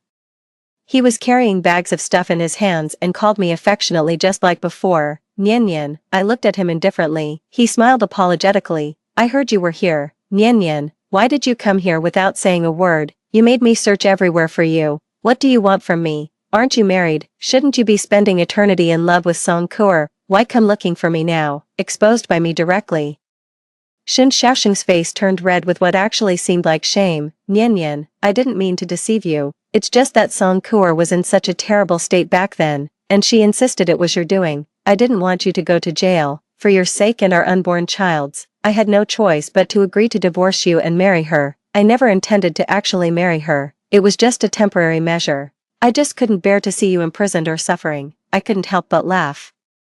"Shin Shaoxing, do you really think I'd believe you now? Do you still take me for the fool I once was?" Shin Shaoxing's expression kept changing as he offered his first humble apology. "Nian Nian, I'm sorry. I was wrong. I was truly wrong. Enough. If you came here to apologize to me, I've received it. As for whether I accept it or not, that's none of your concern. You may leave. Nian Nian, I want to see our child. I bought gifts for the baby." This statement made me burst into laughter. Tears streaming from my eyes, Shin Shaoxing looked at me at a complete loss, and I laughed for a long time, truly finding it utterly ridiculous. Finally, tired from laughing, I said, "Shin Shaoxing, where did you get the confidence that I would give birth to your bastard child?" Shin Shaoxing's face turned from red to white, which was quite amusing. I continued laughing. "You really think highly of yourself, don't you? Divorcing me to marry your beloved Song Kuer, while keeping me in the dark to bear your children, carry on your family line, and take care of your parents, serving you like an old maid for life. Don't you think you're utterly shameless?" "I'm not. You're this kind of person. Don't deny it. Otherwise why would you marry Song Kuer? Why were you in such a hurry to send me away? Why did it take you over a year after I left to think of contacting me? If you had even a shred of conscience, you wouldn't have abandoned me when I was pregnant, would you?" Let me guess why you came looking for me. Judging by your appearance, Things must not be going well for you. After all, Chief Shin usually travels with bodyguards. Where's your loyal guard Shaoli now? Shin Shaoxing was speechless. I continued laughing. You picked up a worn-out shoe that Shaoli had played with and cherished it like a treasure. Now you're getting your just desserts, aren't you? Do you know why you've ended up in this situation? It's because I reported you. When I left a letter for your competitor. It was you. You're the one who reported me. Why? He actually had the nerve to ask me why. Shin Shaoxing, did you think I left deceived and ignorant? Wrong. All of this was my design. At this point, I have nothing left to hide. I want to see the priceless expression on Shin Shaoxing's disgusting face when he learns the truth. I know Shaoli and Song Kuo are plotting against me. I know they're having an affair. I know Song Kuo's act of saving you back then was fake. It was a scheme by both Shaoli and Song Kuo to deceive you, just to get you to arrange a good job for her. Who would have thought you'd fall for it so easily? So they changed their plan at the last minute. Shin Shaoxing's expression turned grim. I could tell his heart was being torn apart. I know you've shifted your affections to Song Kuo. How could someone as vile and filthy as you hold a high position? So, I gave you all a grand gift. Now that you know Song Kuo deceived you and your position is at risk, you harmed her and Shaoli, leaving them disabled, and now you've lost your job too. I took a deep breath and looked at Shin Shaoxing's pale face. This was all part of the grand gift I carefully planned for you. Do you like my present? Shin Shaoxing turned livid with rage at my bluntness, but I just kept smiling and added fuel to the fire. You treated someone else's cast-off like a treasure, then lost your chance at promotion and wealth because of that trash, and now you dare dream of getting back together with me, even expecting me to bear your children. What gives you the right? Your audacity. Shin Shaoxing jumped up in furious desperation to hit me, but I wasn't about to tolerate it. Help, assault, harassment, screaming. I delivered a heavy kick to his groin. Shin Shaoxing doubled over in pain as bystanders gathered upon hearing my cries for help. I accused Shin Shaoxing of assaulting me, and soon well-meaning citizens escorted him to the police station. Once an esteemed figure, the now destitute Shin Shaoxing finds no one willing to indulge him. He was fined, reprimanded, and detained overnight before being let out in disgrace. He lost his job, lost everything, and then his mother at home had an accident. Shin Shaoxing still wants to keep using me as his fool, thinking I love him and can be deceived by his sweet words, but having lived a second life, how could I possibly jump into that fire pit again? Shin Shaoxing didn't leave. He stayed here the whole time, seeing my business was doing well. He even schemed to make me change my mind. But heaven couldn't stand it anymore. One rainy night, he got hit by a car and lost both his legs. Shin Shaoxing became disabled, destined to spend his life in a wheelchair. This was his retribution. He had tried every means to get me to visit him. I refused. I've already seen his fate, and I'm satisfied. There's no need to disgust myself again. From now on, I'll walk my flowery path while he lives his destitute life. Perfect.